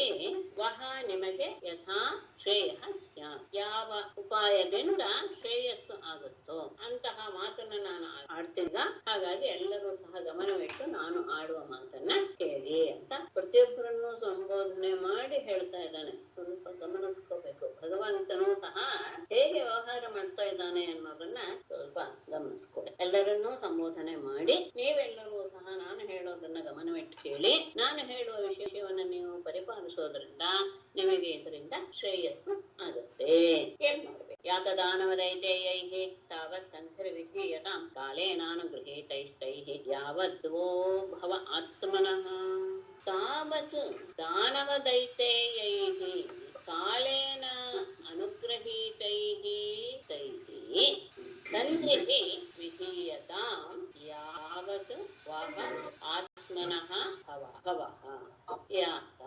ತಾವತ್ ಅಲ್ಲಿಯವರೆಗೂ, ಎಲ್ಲಿಯವರೆಗೆ ಅಂತ ಮುಂದೆ ಹೇಳ್ತಾನೆ. ದಾನವ ದೈತೇಯೈಹಿ ದಾನವರ ಜೊತೆಗೆ ದೈತ್ಯರ ಜೊತೆಗೆ ಯಾರವ್ರಿಗೆ ಕಾಲೇನ ಅನುಗ್ರಹೀತೈಹಿ ಅವರಿಗೆ ಈಗ ಸಮಯ ಅವರ ಪರವಾಗಿದೆ. ಹಾಗಾಗಿ ಸಮಯದಿಂದ ಅಂದ್ರೆ ಒಳ್ಳೆಯ ಸಮಯದಿಂದ ಅನುಗ್ರಹಿಸಲ್ಪಟ್ಟಂತಹ ತೈಹಿ ಅವರ ಜೊತೆಗೆ ತೈಹಿ ಸಹಾಯ ಸಂಧಿ ವಿಧೀಯತಾಂ ನೀವು ಸಂಧಿ ಮಾಡ್ಕೊಳ್ಳಿ. ಎಲ್ಲಿಯವರೆಗೂ? ಯಾವತ್ತು ವಾಹ ಆತ್ಮನಃ ಭವ ಎಲ್ಲಿಯವರೆಗೂ ನಿಮಗೆ ಏಳಿಗೆ ಅನ್ನೋದು ಉಂಟಾಗುತ್ತೋ, ವೃದ್ಧಿ ಅನ್ನೋದು ಉಂಟಾಗುತ್ತೋ ಅಲ್ಲಿಯವರೆಗೂ ಅವರ ಜೊತೆಗೆ ನೀವು ಸಂಧಿ ಮಾಡ್ಕೊಳ್ಳಿ. ಯಾತ ನೀವು ಹೋಗಿ ಅವರ ಜೊತೆ ಅವರ ಹತ್ರ ಈಗ ಹೋಗಿ. ದಾನವರ ಜೊತೆಗೆ ದೈತ್ಯರ ಜೊತೆಗೆ ನೀವು ಈಗ ಸಂಧಿ ಮಾಡ್ಕೊಳ್ಬೇಕು. ಯಾಕೆ ಅಂದ್ರೆ ಈಗ ಅವರಿಗೆ ಸಮಯ, ಅವರ ಸಮಯ ಈಗ.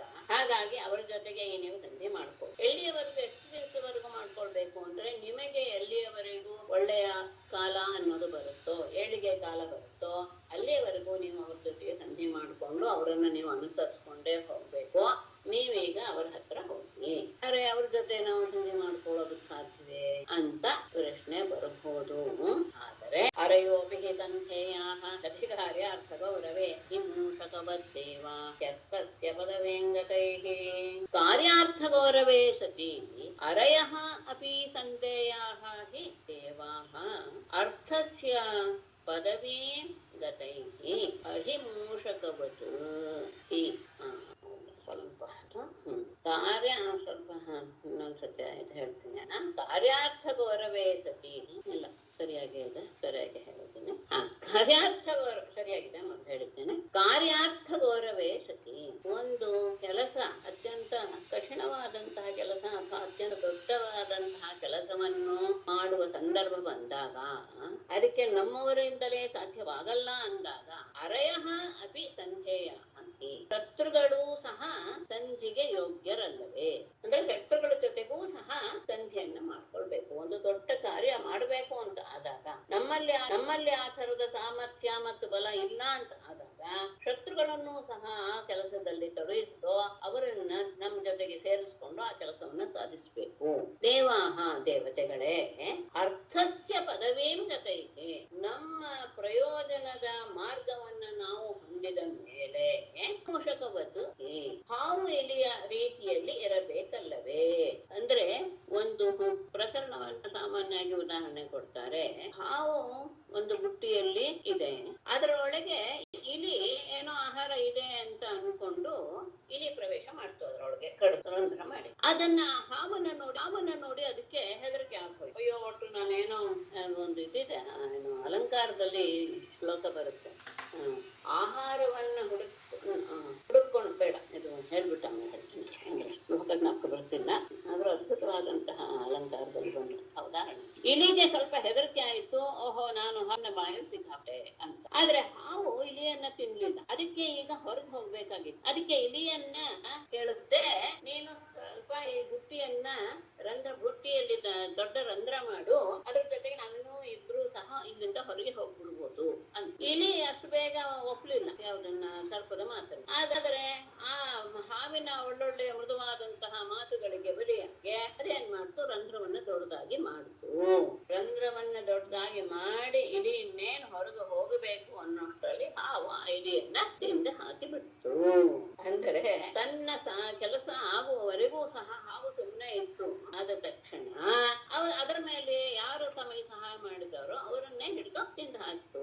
ಹಾಗೇನೆ ನೀವು ಈಗ ಅವ್ರ ಜೊತೆಗೆ ಸಂಧಿಯನ್ನು ಮಾಡ್ಕೊಳ್ಳಿ. ಈಗ ನೀವು ಕಷ್ಟದ ಪರಿಸ್ಥಿತಿಯಲ್ಲಿ ಇದ್ದೀರಾ, ಹಾಗಾಗಿ ದೊಡ್ಡ ಕೆಲಸಕ್ಕೆ ನಾವು ಈಗ ಹೊರಟಿದ್ದೀವಿ. ಯಾಕಂದ್ರೆ ನಿಮ್ಮ ಜೀವ ಇಲ್ಲೆಲ್ಲ ಈಗ ಬಹಳ ಮುಖ್ಯ. ಹಾಗಾಗಿ ಅಂತಹ ಶತ್ರುಗಳ ಜೊತೆಗೂ ಸಹ ನೀವೀಗ ಸಂಧಿ ಮಾಡಿಕೊಂಡು ಅವರನ್ನ ನೀವು ಅನುಸರಿಸಬೇಕು. ನಿಮ್ಮ ಕೆಲಸ ಸಿದ್ಧಿಸಿದ ಮೇಲೆ ಆ ಹಾವು ಮತ್ತು ಸರ್ಪದ ಹಾಗೆ ನೀವು ಅವರನ್ನ ನಿಮ್ಮ ಅಧೀನ ಮಾಡ್ಕೊಳ್ಬಹುದು. ಅದೇನು ಇದೆ ಅಂದ್ರೆ, ಆಹಾರ ಹುಡುಕೊಂಡು ಹೊರಟಂತಹ ಇಲಿ ತಾನೇ ಇನ್ನೂ ಅರಿವಾಗೋಯ್ತು ಅಂತ ಇದರಲ್ಲಿ ಬರುವಂತಹದ್ದು, ಅಲಂಕಾರದ ಶ್ಲೋಕದಲ್ಲಿ ಬರುವಂತಹದ್ದು ಗೊತ್ತಿಲ್ಲ. ಆಹಾರ ಹುಡುಕೊಂಡೆ ಇಲ್ಲಿ ಪಾಪ ಅಲ್ಲಿ ರಂಧ್ರ ಮಾಡ್ತು, ಅದೇ ಆ ಹಾವಿಗೆ ಆಹಾರ ಆಗೋಯ್ತು. ಇದಕ್ಕೆ ವಿಷಮಾಲಂಕಾರಕ್ಕೆ ಇದನ್ನ ಉದಾಹರಣೆ ಕೊಡ್ತಾರೆ. ಮೇಡಮ್, ಇಲ್ಲಿ ಸತಿ ಅನ್ನೋ ವರ್ಡ್ ಯಾವ ಇದು ಬರುತ್ತೆ ಮೇಡಮ್? ಸತಿ ಅನ್ನೋದು ಸಂಧೇಯ, ಸತಿ ಅಂದ್ರೆ ಆಗಿರಲಾಗಿ ಅಂತ, ಕಾರ್ಯಾರ್ಥ ಗೌರವೇ ಸತಿ ಅಂತ ಒಂದು ಸಂಸ್ಕೃತದ ಒಂದು ವಿಶೇಷವಾದ ಪ್ರಯೋಗ. ಹೀಗೆ ಆಗುತ್ತಿರಲಾಗಿ ಅಂತ, ಕಾರ್ಯ ನಡೀತಾ ಇದೆ ಅನ್ನೋದನ್ನ ತೋರಿಸೋದಿಕ್ಕೆ ಸತಿ ಶಬ್ದವನ್ನು ಹಾಕ್ತಾರೆ ಸಂಸ್ಕೃತದ ವಾಕ್ಯದಲ್ಲಿ. ನಾಲ್ಕ ಬರ್ತಾ ಇದೆಯಾ ಪೂರ್ಣಿಮಾಂಗೆ? ವಿಷಮಾಲಂಕಾರದಲ್ಲಿ ಅಂತ ಜ್ಞಾಪಕ ನನಗೆ.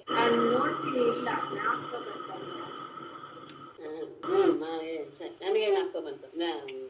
ಭಕ್ಷ್ಯಾಶಯಾ ಹಿ ಮಂಜೂಷಾಂ ದೃಷ್ಟ್ವಾ ಕುಸ್ತೇನ ಭಕ್ಷಿತಃ ಅಂತ ಅಲಂಕಾರದ ವಿಷಯ. ವಿಷಮಾಲಂಕಾರ ಅಂತ ಯಾವುದೋ ಉದ್ದೇಶದಿಂದ ಹೋಗಿದ್ದು. ವಿಷಮ ಅಂದ್ರೆ ವಿಪರೀತವಾಗಿ ಆಗುವ. ಭಕ್ಷ್ಯ ಆಶಯಾ ಹಿ ಮಂಜೂಷಾಂ ದೃಷ್ಟ್ವಾ ಆಪುಹು ತೇನ ಭಕ್ಷಿತಃ.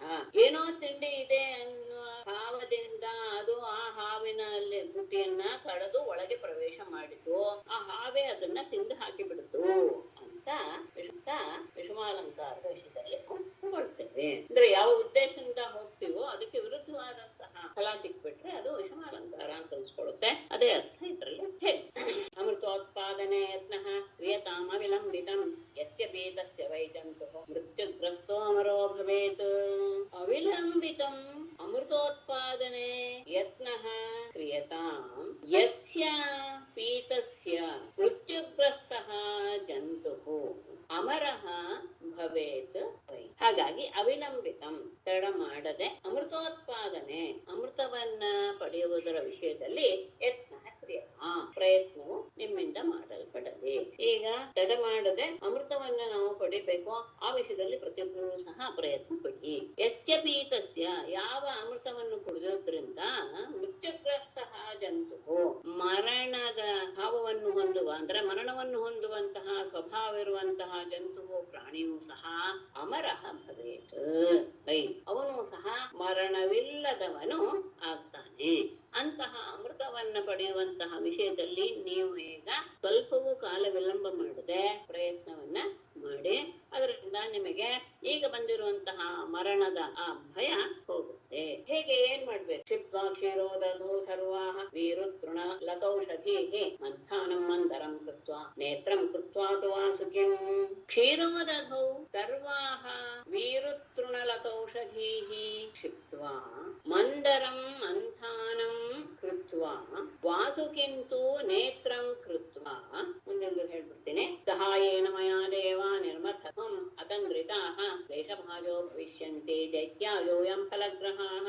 ದೇವಾಃ ಮಯಾ ಸಹಾಯೇನ ಮಯಾ ಅತಂದ್ರಿತಾಃ ನಿರ್ಮಂಥತ್ವಂ ದೈತ್ಯಾಃ ಕ್ಲೇಶಭಾಜಃ ಭವಿಷ್ಯಂತಿ ಯೋಯಂ ಫಲಗ್ರಹಾಃ.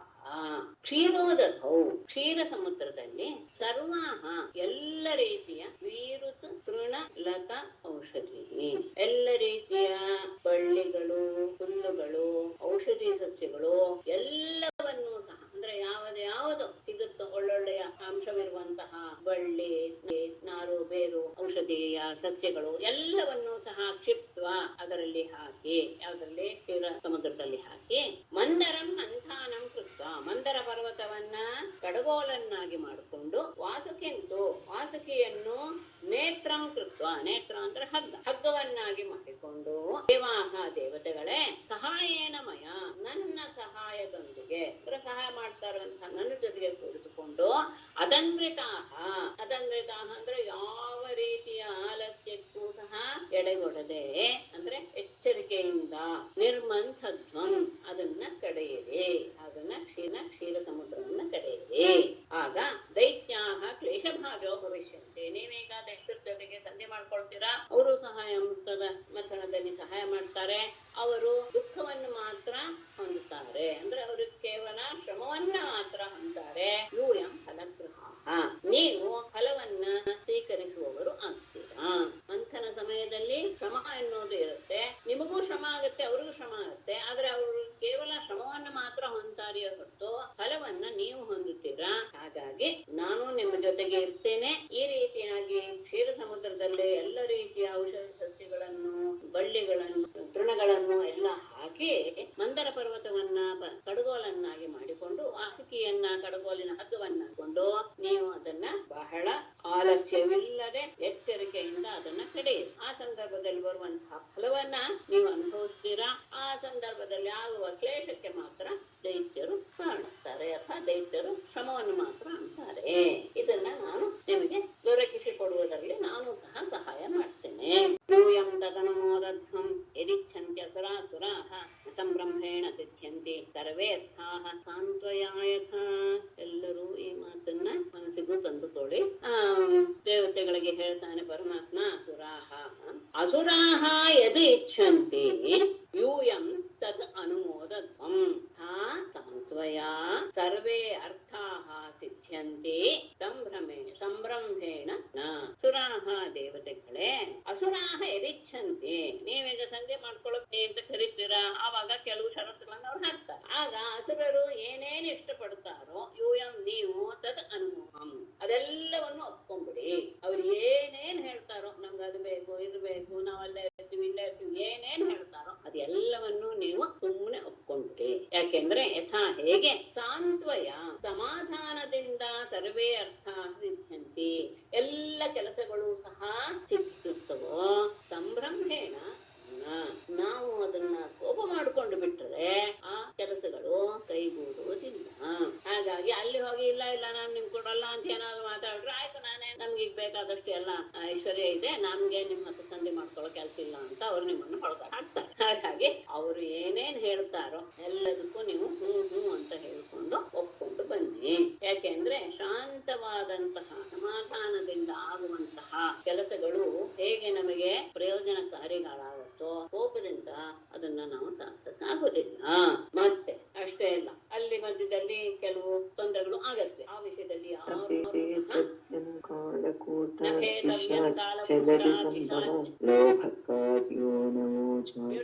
ನಭೇತವ್ಯಂ ಕಾಲಕೂಟ ದಿಶಾ ಜಲಧಿ ಸಂಭವಾತ್ ಲೋಭಕಾರ್ಯೋ ನಮೋ ಜಾತು ದೋಷಃ ಕಾಮಸ್ತು ವಸ್ತುಷು.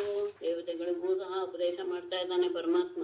ಜಲಧಿ ಸಂಭವಾತ್ ಕಾಲಕೂಟಾತ್ ವಿಷಾತ್ ನ ಭೇತವ್ಯಂ ವಹ ಜಾತು ಲೋಭಃ ನ ಕಾರ್ಯಃ ವಸುಸು ಕಾಮಃ ರೋಷಃ ನ ಕಾರ್ಯಃ ಅಂತ ಎಲ್ಲ ಕಡೆ ಅನ್ವಯ ಮಾಡಿ. ಜಲಧಿ ಸಂಭವಾತ್ ಆ ಸಮುದ್ರದಿಂದ ಉಂಟಾಗುವ ಅಂದ್ರೆ ಹುಟ್ಟುವ, ಕಾಲಕೂಟಾತ್ ವಿಷಾತ್ ಆ ಕಾಲಕೂಟ ಎಂಬ ವಿಷದಿಂದ ನ ಭೇತವ್ಯಂ ಯಾರು ಹೆದರಬೇಡಿ. ಅಂದ್ರೆ ಮೊದಲು ಬರೋದೇ ಅದರಲ್ಲಿರುವಂತಹ ದೋಷಗಳೆಲ್ಲೂ ಸಹ ಅವರಿಗೆ ಬಂದ್ಬಿಡುತ್ತೆ. ನೀವು ಹಿಂದೆ ಸ್ವಲ್ಪ ಹೋದ್ರೆ ಅವೇನ ಶರೀರವನ್ನ ಋಷಿಮುನಿಗಳು ಕಡದಾಗ ಅವನ ದೇಹದಿಂದ ಒಂದು ಕಪ್ಪಾದ ಆಕೃತಿ ಹೊರಗೆ ಬಂತು. ನಮ್ಮ ಕೈದೆ ಅಂತ ಭಾವಿಸ್ತೇನೆ. ಅಂದ್ರೆ ಆತನಲ್ಲಿರುವಂತಹ ದುಷ್ಟತನವೆಲ್ಲವೂ ಸಹ ಆ ರೂಪದಿಂದ ಹೊರಗೆ ಹೋಗ್ಬಿಡ್ತು. ಮತ್ತೆ ಆತನ ಭುಜವನ್ನ ಮಥನ ಮಾಡಿದಾಗ ಪೃಥುವಿನ ಜನನವಾಯಿತು. ಹಾಗೆಯೇ ಇಲ್ಲೂ ಸಹ ಮೊದಲು ಅದರಲ್ಲಿರುವಂತಹ ವಿಷ ಪದಾರ್ಥವೆಲ್ಲವೂ ಸಹ ಹೊರಗೆ ಬಂದ್ಬಿಡುತ್ತೆ ಕಾಲಕೂಟ ವಿಷದ ರೂಪದಲ್ಲಿ. ಅದಕ್ಕೆ ಯಾರು ಹೆದರಬೇಡಿ. ಅಷ್ಟೇ ಅಲ್ಲ, ಅದಾದ್ಮೇಲೆ ಒಂದಷ್ಟು ವಸ್ತುಗಳು ಬರ್ತಾ ಇರುತ್ತವೆ. ಆವಾಗ ವಹ ನೀವು ಜಾತು ನಕಾರ್ಯ ಯಾವ ವಿಷಯದಲ್ಲಿಯೂ ಸಹ ಲೋಭವನ್ನ, ಇದು ನನಗೇ ಬೇಕು ಎನ್ನುವಂತಹ ಲೋಭವನ್ನ ತೋರಿಸಬೇಡಿ. ಅಷ್ಟೇ ಅಲ್ಲ, ವಸ್ತುಷು ಆಮೇಲೆ ಬರುವಂತಹ ಎಲ್ಲ ವಸ್ತುಗಳ ವಿಷಯದಲ್ಲಿಯೂ ಸಹ ಕಾಮಃ ಇಚ್ಛೆಯಾಗಲಿ, ರೋಷಃ ಕೋಪವನ್ನಾಗಲಿ, ಅಂದ್ರೆ ಯಾರಿಗೋ ಹೋಗ್ಬಿಡ್ತು ಅಂತ ಹೇಳಿದ್ವಿ ಕೋಪವನ್ನಾಗಲಿ ಯಾವಾಗಲೂ ನ ಕಾರ್ಯ ಮಾಡಬಾರದು. ದೇವತೆಗಳಿಗೆ ಉಪದೇಶ ಮಾಡುವಂತಹ ಸಂದರ್ಭ ಗಮನಿಸಿ. ದೇವತೆಗಳೆಲ್ಲರೂ ಸಹ ನಾವು ಹೇಗೆ ತಿಳ್ಕೊಂಡಿದ್ದೀವಿ, ಅವರೆಲ್ಲರೂ ಸಹ ಬಹಳ ಬುದ್ಧಿವಂತರು ಅಂತ. ಅವರಲ್ಲಿಯೂ ಎಲ್ಲ ದೋಷಗಳು ಇವೆ. ಅದನ್ನೆಲ್ಲ ಮೊದಲೇ ಎಚ್ಚರಿಸಿ ಪರಮಾತ್ಮನು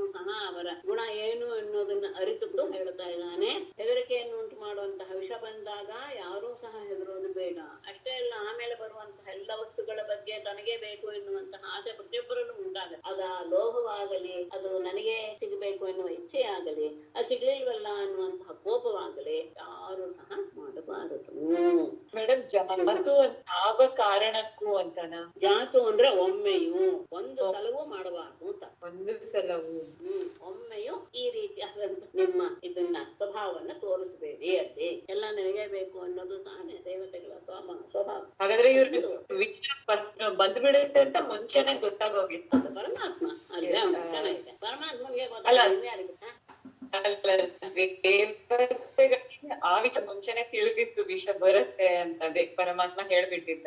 ಹೌದು ಹೌದು ಹೌದು. ಆ ವಿಷದ ಪ್ರಭಾವ ಹೇಗೆ ಆಯಿತು ಅನ್ನೋದು ಆಮೇಲೆ ಗೊತ್ತಾಗುತ್ತೆ. ವಿಷದ ಬಗ್ಗೆ ಹೆದರಬೇಡಿ ಅಂತ. ಆದ್ರೆ ಆ ವಿಷ ಬಂದಾಗ ಏನಾಯ್ತು ಅನ್ನೋದನ್ನ ಗೊತ್ತಾಗುತ್ತೆ. ಅದರ ಸ್ವಭಾವ, ಅದರ ಸಾಮರ್ಥ್ಯ ಎಷ್ಟಿತ್ತು. ಶ್ರೀಶುಕವಾಚ ಇತಿ ದೇವಾನ್ ಸಮಾದಿಶ್ಯ ಭಗವಾನ್ ಪುರುಷೋತ್ತಮಃ ತೇಷಾಮಂತರ್ದಧೇ ರಾಜನ್ನ ಸ್ವಚ್ಛಂದಗತಿರೀಶ್ವರಃ.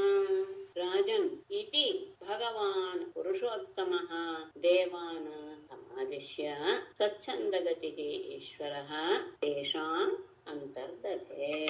ರಾಜನೇ ಶುಕ್ರ ಮಾತಿಕ ಇತಿ, ಈ ರೀತಿಯಾಗಿ ಭಗವಾನ್ ಪುರುಷೋತ್ತಮ ಭಗವಂತನಾದ ಪರಮಾತ್ಮನು ದೇವಾನ್ ಸಮಾಧಿಯ ದೇವತೆಗಳಿಗೆ ಎಲ್ಲ ಉಪದೇಶ ಮಾಡಿ ಆದೇಶ ಸ್ವಚ್ಛಂದಗತಿಗೆ ತನ್ನ ಮನಸ್ಸಿನಿಗೆ ಬಂದ ಈ ಕಡೆಯಲ್ಲಿ ಹೋಗುವಂತಹ, ಅಂದ್ರೆ ಅವನ ಇಚ್ಛೆಯ ರೀತಿಯಲ್ಲಿ ಹೋಗುವಂತಹ ಈಶ್ವರ ಜಗದೊಡೆಯನಾದ ಪರನು ತೇಷಾಂ ಅಂತರ್ಧತೆ. ತೇಷಾಂ ಅಂತರ್ಧತೆ ಅಂದ್ರೆ ತೇಷಾಂ ಪಶ್ಯತಾಂ ಅಂತ ತಗೊಳ್ಬೇಕು. ಅವರೆಲ್ಲರೂ ನೋಡ್ತಾ ಇದ್ದಾಗಲೇ ಅವನು ಅದೃಶ್ಯನಾಗಿ ಬಿಟ್ಟ. ಹೀಗೆ ಎಲ್ಲ ವಿಷಯವನ್ನು ತಿಳಿಸಿ ದೇವತೆಗಳಿಗೆ ಸ್ಪೂನ್ ಫೀಡಿಂಗ್ ಮಾಡಿ ಪರಮಾತ್ಮ ಎಲ್ಲರೂ ನೋಡ್ತಾ ಇದ್ದಾಗಲೇ ತನ್ನ ಇಚ್ಛೆ ಬಂದ ಕಡೆಗೆ ಆತ ಹೊರಟುದ. ಅಥ ತಸ್ಮೈ ಭಗವತೆ ನಮಸ್ಕೃತ್ಯ ಪಿತಾಮಹಃ ಭವಶ್ಚ ಜಗ್ಮತ ಸ್ವಂ ಧಾಮೋಪೇಯುರ್ಬಲಿಂ ಸುರಾಃ. ಅಥ ಭಗವತೆ ತಸ್ಮೈ ಪಿತಾಮಹಃ ನಮಸ್ಕೃತ್ಯ, ಪಿತಾಮಹಃ ಭವಶ್ಚ ನಮಸ್ಕೃತ್ಯ ತಗೋಬೇಕು. ಸ್ವಂ ಸ್ವಂ ಧಾಮ ಜಗ್ಮತುಃ ಸುರಾಃ ಬಲಿಂ ಉಪೇಯುಃ. ಅಥ ಬಳಿಕ ಭಗವತೆ ತಸ್ಮೈ ಪರಮಾತ್ಮನಾದ ಪುರುಷೋತ್ತಮನಿಗೆ ಪಿತಾಮಹಃ ಅಮ್ಮನು ಭವಶ್ಚ ಶಂಕರನು ಸಹ ನಮಸ್ಕೃತ್ಯ ನಮಸ್ಕಾರ ಮಾಡಿ ಸ್ವಂ ಸ್ವಂ ಧಾಮ ತಮ್ಮ ತಮ್ಮ ಲೋಕಕ್ಕೆ ಜಗ್ಮತುಃ ಹೊರಟು ಹೋದರು. ಅದಾದ ಮೇಲೆ ಸುರಾಹ ದೇವತೆಗಳು ಬಲಿ ಉಪೇಯುವು ಬಲಿಯ ಹತ್ತಿರ ಎಲ್ಲರೂ ಹೋದರು. ಆಗ ಬಲಿ ಆಗಿದ್ದ ರಾಜ ಅವನ ಆಡಳಿತದಲ್ಲಿ ಇದ್ದಿದ್ದರಿಂದಲೇ ಎಲ್ಲರೂ ಸಹ ಅತ್ಯಂತ ಸುಖವಾಗಿದ್ದರು. ಬಲಿಯ ಆಡಳಿತ ಬಹಳ ಅದ್ಭುತವಾಗಿತ್ತು. ಯಾಕೆಂದ್ರೆ ಅವನು ಉತ್ತಮವಾದ ರೀತಿಯಲ್ಲಿ ಆಡಳಿತ ಮಾಡ್ತಾ ಇದ್ದ.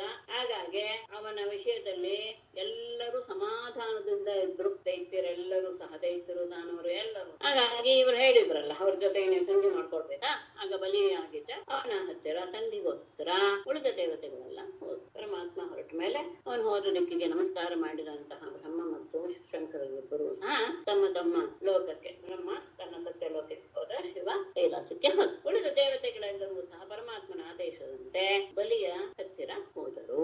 ಅವರು ಬಂದಿದ್ದು ನೋಡಿ ದೃಷ್ಟ್ವಾರೇನ್ ಅಪಿ ಅಸಂಯತ್ತಾನ್ ಜಾತಕ್ಷೋಭಾನ್ ಸ್ವನಾಯಕಾನ್ ನ್ಯಷೇಧದ್ದೈತ್ಯರಾಟ್ ಲೋಕ್ಯಃ ಸಂಧಿ ವಿಗ್ರಹ ಕಾಲವಿತ್.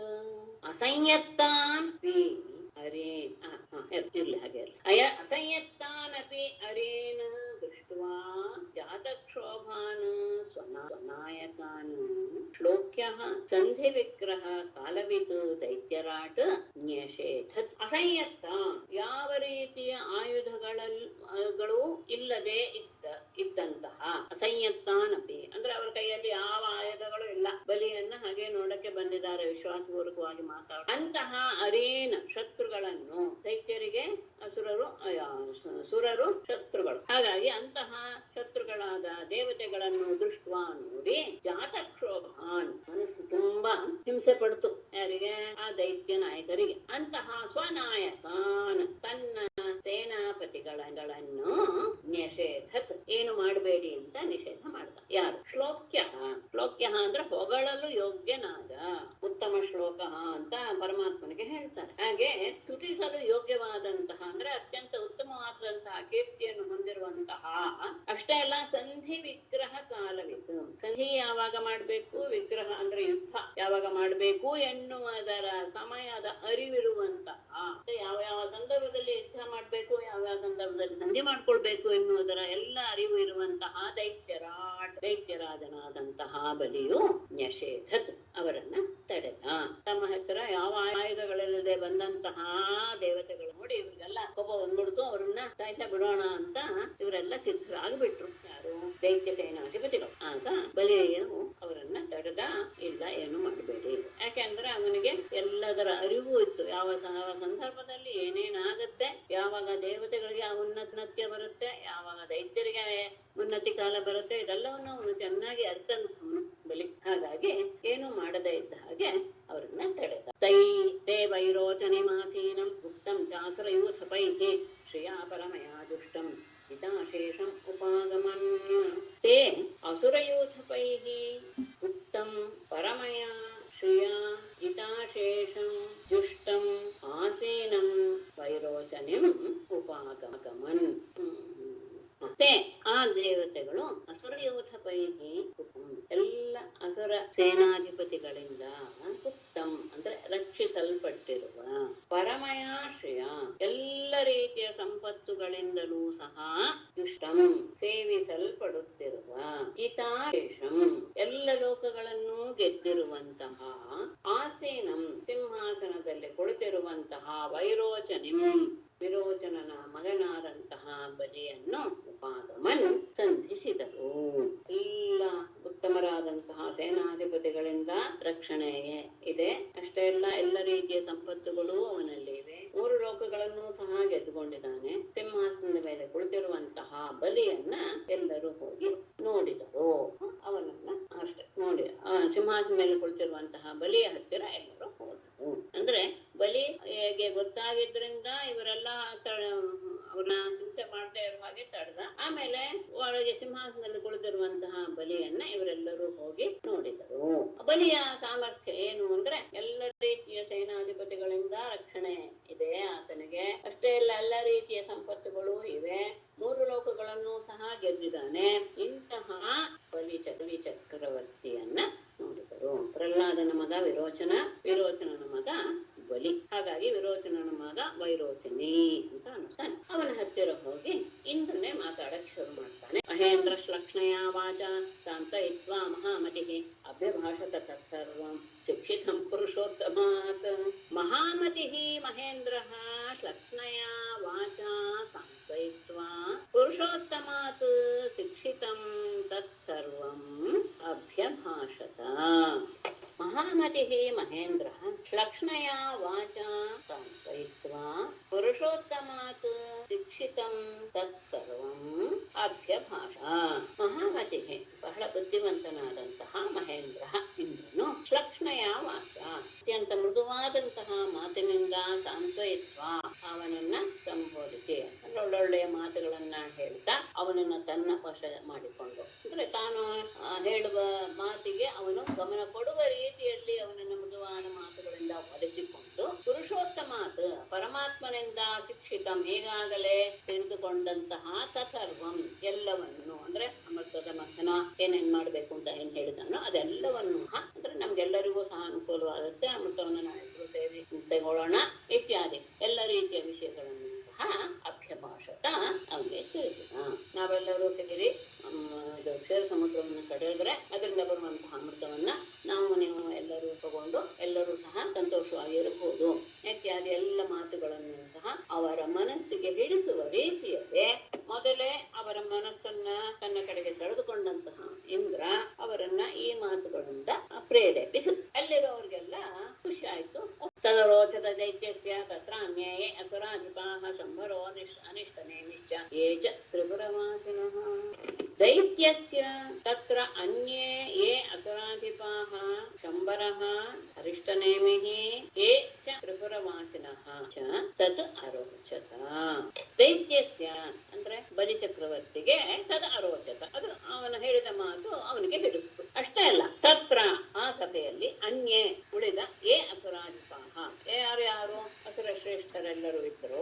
ಯಾರ್ಯಾರು? ಶಂಬರಃ, ಅರಿಷ್ಟನೇಮಿಹಿ, ಶಂಬರ ಅಂತ ಅರಿಷ್ಟನೇಮಿ ಅಂತ ಅಷ್ಟೇ ಅಲ್ಲ, ಏಕ ತ್ರಿಪುರವಾಸಿನ, ತ್ರಿಪುರಾಸುರನ ಆ ಸಂಬಂಧದಂತಹ ಎಲ್ಲ ರಾಕ್ಷಸರಿಗೂ ಸಹ ತತ್ ಅರು, ಅವರಿಗೂ ಸಹ ಅಂತ ತೇಭ್ಯ ಅಂತ ತಗೊಳ್ಬೇಕು.